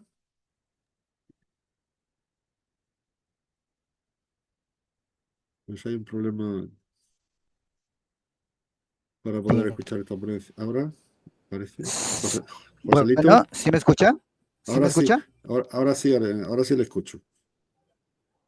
Bien, entonces decía que al haber una ausencia en ese momento de teorización, se planteó justamente llamar a este fenómeno como ciudadanía digital transnacional, ¿no? Entonces ahí hay un planteamiento, se entiende la ciudadanía justamente como una construcción de deberes, derechos, construcción y ejercicio de deberes, derechos y compromisos cívicos. Y en este caso, pues en las redes sociales, ¿no? Para hablar de la cuestión digital, ¿no? Y por otro lado, pues las tecnologías de aquí a las que se refiere fundamentalmente son las tecnologías, la internet, el móvil, ¿no? La lab, la computadora, pero el espacio fundamental es el internet. Ahora, respecto a la ciudadanía digital, como ya mencionaba, pues se entiende lógicamente como esos derechos, deberes y compromisos cívicos que se ejercen en el ciberespacio y que abordan las diferentes dimensiones, lógicamente, de la ciudadanía, ¿no? Social, política, digamos, económica, en todos esos espacios. Sin embargo, aquí yo lo que hago es fundamentalmente Mosberger y tal, por ejemplo, ellos desarrollan varias áreas ahí que tienen que ver con la ciudadanía, ¿no? Por un lado, el acceso y uso efectivo de las propias tecnologías, eliminando desigualdades. Por otro lado, la habilitación del uso de esas tecnologías y la participación a nivel de diferentes espacios, ¿no? Y sobre todo que esta habilitación se hace a través de la educación, el uso del para trabajo, la deliberación y la participación política, la eliminación de disparidades de uso de Internet y la, las desigualdades eh, eh, del uso de Internet en cuestiones políticas y cívicas en relación al derecho al olvido y todo eso, pues la centralidad gira en torno a eso, ¿no? Y espacios de participación digital, por ejemplo, donde participa como individuo la persona en diferentes espacios, ¿no? En el espacio local, internacional, en el local nacional, en el espacio local nacional de destino, local nacional de origen y en el espacio transnacional global, ¿no? Entonces, como personas se van involucrando en diferentes espacios de participación política y esto se hace más evidente sobre todo en puntos de crisis de sus países y en elecciones. Luego tenemos el espacio social donde participan como representantes de organización o las organizaciones y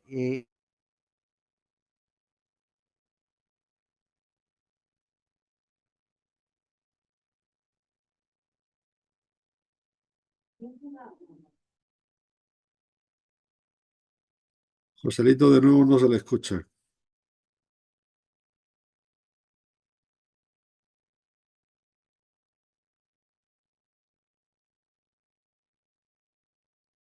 Yo no lo escucho, por lo menos. No sé si allá en México se está escuchando. No. No se escucha. No, Doctor, tampoco. doctor Joselito, no se le escucha, ¿eh? Debe haber un problema ahí de comunicación, no funcionará bien probablemente el wifi o algo, porque se escucha a veces muy entrecortado y ahora no se escucha nada, absolutamente nada.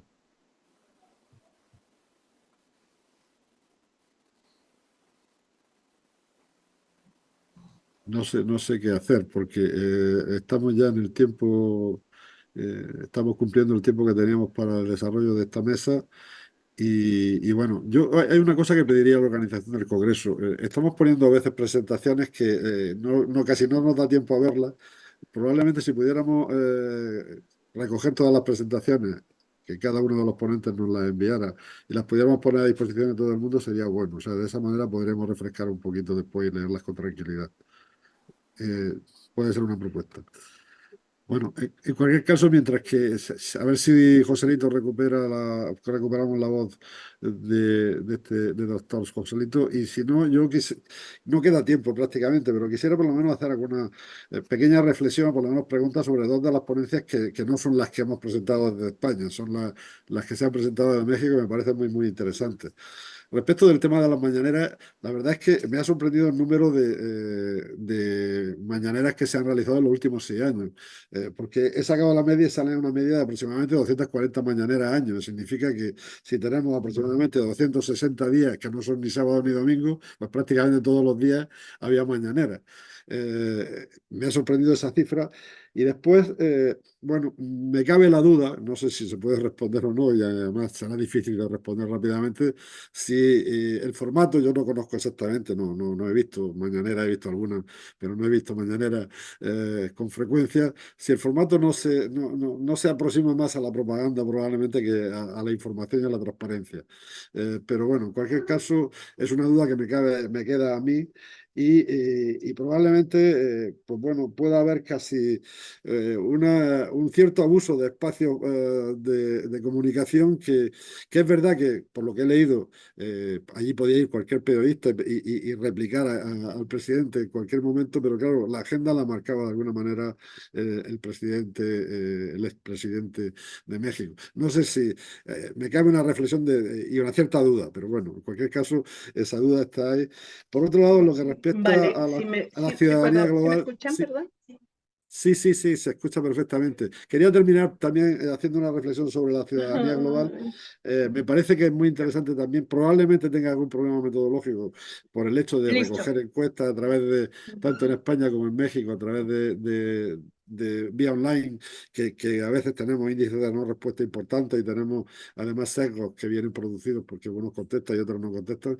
Pero bueno, en cualquier caso me parece muy interesante el enfoque y me parece que efectivamente lo que subyace es una ciudadanía global. Lo que subyace es que al final tenemos visiones muy parecidas independientemente de donde estemos en el mundo y situamos los problemas muchas veces de la misma manera y en las mismas posiciones. Entonces, en ese sentido me parece también una investigación a seguir y que, por supuesto, si siguen habiendo avances, pues me gustaría ir siguiéndolo. Bueno, Sandra y Ana, a ver si queréis decir algo y si no, pues casi terminamos ya casi. Venga, Sandra, que querías Sí, decir algo. gracias. Muchas gracias. Bien, pues en relación al formato de las conferencias mañaneras, fueron o son como si fueran unas conferencias de prensa. Entonces, el presidente de la República, todos desde su primer día de gobierno, y bueno, eso lo ha ejercido también en otros espacios previos cuando estuvo con otros cargos públicos, ahí ha hecho invitación a los medios de comunicación para que asistan puntualmente todos los días a hacer presencia en un espacio específico, además muy simbólico, un Palacio de Gobierno, para que pudieran escuchar el reporte del día, que además estaba también enfocado con ciertas temáticas, en donde daba a conocer aspectos importantes de la agenda pública y que también tuvieran algún tipo de relevancia con alguna circunstancia, con algún hecho. Por ejemplo, las conferencias que se realizaron durante el tiempo de pandemia, no solamente fue por las mañanas, la cita siempre fue a las 7 de la mañana, así que los reporteros y los encargados de los medios de comunicación estuvieron atentos para estar llegando sobre las 6 de la mañana a hacer un registro, o quienes hacían el registro previo, bueno, pues de esa manera estuvieron participando. Entonces el presidente hacía una exposición de los temas y después los reporteros tenían la oportunidad de hacer preguntas y de participar. Cabe señalar que cuando también el presidente salía de gira, las conferencias se llevaban a cabo en otros espacios de la República, en donde se adaptaba también el lugar para poder realizarlas. Y la otra cuestión, bueno, pues es que primero hicimos este enfoque desde la teoría de la enunciación, porque dialogando con mis compañeros estudiantes de la licenciatura en ciencia política estaban interesados en abordar el tema del discurso y de la ideología, porque pues precisamente están llevando materias que están analizando esta parte. ¿Quieres abordar algo? También durante el transcurso de las mañaneras, ahora el expresidente Andrés Manuel compartía escenario. Recuerdo mucho que en la época del COVID compartía escenario con el subsecretario de Salud. Todo esto para que el presidente diera todos sus temas y el subsecretario de Salud diera un informe acerca de los casos de COVID en México, así como compartió escenario con la misma presidenta actual, con Claudia, estando con el problema de la línea 12 del metro, entre otras cosas. Bueno, pues voy a seguir vuestra investigación porque me quedan algunas dudas, como digo, sobre... Yo creo que si no hubiera tantos días, probablemente pensaría más en información. Pero no hay ningún gobierno que tenga todos los días cosas que decir, salvo que quiera decir cosas para repetir y llegar a... Bueno, entonces, en ese sentido es las dudas que me caben. Pero bueno, en cualquier caso, no voy a entrar a discutir, sino que simplemente quería dejar ahí mi duda. Y bueno, y a la profesora Anabel Martínez, pues decirle eso, que me parece muy interesante, que probablemente haya algún sesgo, pero bueno, que se tiene que resolver y que Sí, seguiré atento exacto. también. Nos queda Sí. esa parte de identificar la parte de los sesgos, cómo corregirlos, y por eso no nos habíamos atrevido a qué definir, qué presentar. Y nos quedamos solamente con los análisis de las redes semánticas, y antes de enviar el documento, si queremos poner pues nuestros márgenes de errores, ¿no? Que tiene nuestro estudio. Perfecto. Muchísimas Bueno, gracias. agradecer a todos los ponentes su participación. Son todas las ponencias muy interesantes. Y bueno, decir y agradecer a Anaí y a Sarkis, pues el que de nuevo pues, estemos en contacto y podamos participar en este caso desde España en este congreso. Espero algún día poder hacerlo desde allá, desde México, directamente. He estado ya en varias ocasiones en México, pero bueno, espero algún día que este congreso se haga, para mí sea presencial, no sea online, entre otras cosas, porque como dije cuando empecé, aquí ya es tarde, aquí ya es de noche, ya tendría que decir buenas noches, estamos ya en las 9:30 de la noche, hora española, y bueno, a veces pues es complicado poder casar las horas. De hecho, me parece que Cauter debería de haberse ido ya, si no me equivoco, porque ella vive en una ciudad diferente donde está en estos momentos, pero bueno. En cualquier caso, muchas gracias a todos. Sarki, un abrazo. Anaí, Gracias. un abrazo. Nos vemos un día de estos. Aprovecho a agradecer a todos ustedes que nos están apoyando desde España, de una universidad hermosa que es Murcia. Espero verte aquí pronto en México. Si hay congreso o no, te voy a invitar. Con gusto para que quitarte de las dudas que tienes sobre la conferencia que hacía el presidente. Yo no estoy de acuerdo con muchas cosas de estas conferencias porque era pérdida de tiempo de un presidente tan importante, de un país tan importante como México. Aquí le espero, muchas gracias a todos, le felicito por esta mesa excelente. Adiós. Gracias, Sarkis. Como has dicho tú al principio, una preocupación que además me ha traído, y he estado pensando en ti en los últimos días, en los conflictos que tenemos cerca de Europa y que, bueno, he pensado muchas veces en ti porque la verdad es que sabía que estabas preocupado por esos conflictos y espero que a ver si somos suficientemente inteligentes los seres humanos y empezamos a poner paz en donde hay guerra. Ojalá, ojalá. Gracias, gracias.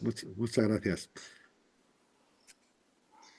Bueno, pues gracias a los que están, gracias a los que llegan. Doctor Ignacio, no le quitó mucho tiempo, tenía usted levantada la mano, así que le cedemos la palabra y queda... No, buena tarde, ¿no?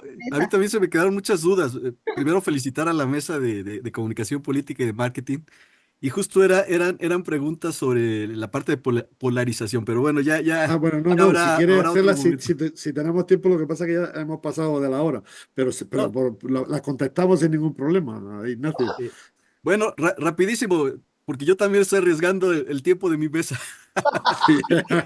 La tuya es la siguiente, me parece, ¿no? Pero bueno, rapidísimo.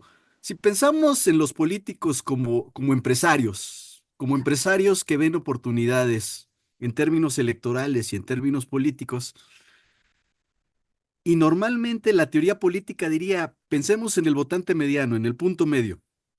El hablar de estas polarizaciones movería al votante mediano, pero lo que veo es que los políticos, como buenos empresarios, encuentran la rentabilidad en los asuntos que pueden polarizar y que finalmente les van a redituar en términos electorales, ¿no?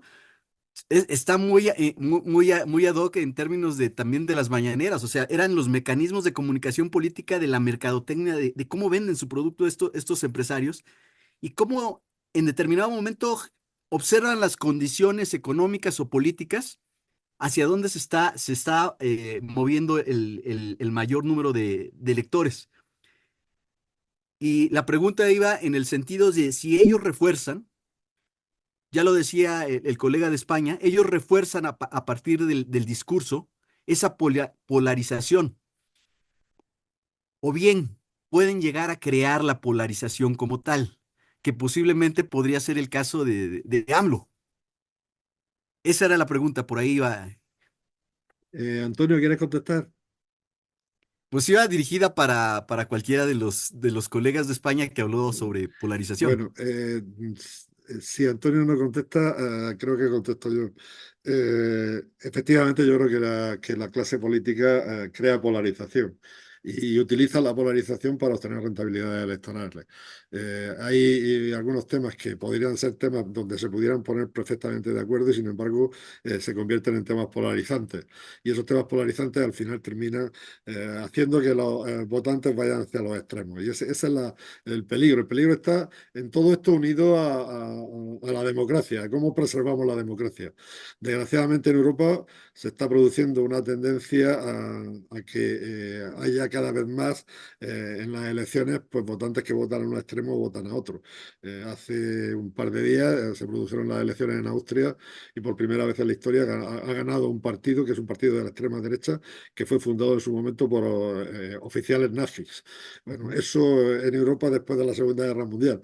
En Dinamarca está gobernando un partido de la extrema derecha, en Finlandia está gobernando un partido de la extrema derecha y bueno, y en Francia podría ser, porque también en las últimas elecciones pues no estuvieron a punto, no llegaron a ganar las elecciones, pero están ahí En pensando. Italia tenemos a Giorgia Meloni. En Italia gobierna Meloni, que es de Claro. extrema derecha. Perdón, que no me funcionaba el micro antes. Claro, Antonio está en estos momentos comparando la polarización y sobre todo el ascenso de la extrema derecha o de las derechas radicales en Italia y en España. Y su tesis doctoral va sobre eso y por eso Antonio ha hablado de eso que está haciendo. Bueno, ahí efectivamente, pero yo creo que aquí hay una cosa que a mí me parece muy interesante de lo que expuso en su momento Couter, que ya se ha tenido que ir, y es que a veces hay más polarización ya en la percepción que tenemos desde el punto de vista de cómo los demás son que cómo nosotros nos vemos a nosotros mismos. Por tanto, estamos polarizando afectivamente a través de sentimientos, estamos moviendo los sentimientos y eso lo mueven mucho en estos momentos los políticos, la clase política. Y hazlo en México o Sánchez o Feijóo aquí en España o Abascal o Iglesias, como decía antes Antonio. Hay un debate ahí quedaría para mucho, pero como la hora es la que es y no te quiero tampoco pisar tu mesa, pues lo dejamos aquí y estaría encantado en algún momento, Ignacio, de que pudiéramos charlar tranquilamente sobre esto. Estamos, como he dicho al principio, haciendo una investigación que pretendemos mantener en el tiempo. Se nos acaba ahora la financiación de este proyecto, pero hemos pedido un proyecto nuevo que pensamos que nos lo van a financiar. Y estamos pensando no solamente en meternos en el estudio de la polarización como hemos hecho hasta ahora, sino ahora empezar a pensar en cómo somos capaces de dar algunas recomendaciones para despolarizar. La idea ahora es de despolarización, no de polarización. El próximo proyecto va en ese sentido. No, muy interesante, Juan José, y de hecho es que es un arma de dos filos, ¿eh? O sea, la Ajá. técnica que están desarrollando también puede servir para los políticos, para seguir los mecanismos de polarización. Y por el Efectivamente. otro lado, el lado positivo, pues podría ser para restringir, ¿no? La polarización. No, pues muchas Efectivamente. gracias, les agradezco las respuestas, Juan José. Muchas gracias, Ignacio. Y de nuevo, pues muchas gracias a todos y bueno, en principio nosotros no vamos a seguir mucho la siguiente mesa porque como he dicho, la hora ya se nos echa encima aquí en España, pero bueno, en cualquier caso, saludos cordiales desde aquí de España. Gracias y buenas noches para ir a Buenas los noches. colegas de España. Buenas noches. Bueno, pues sin más,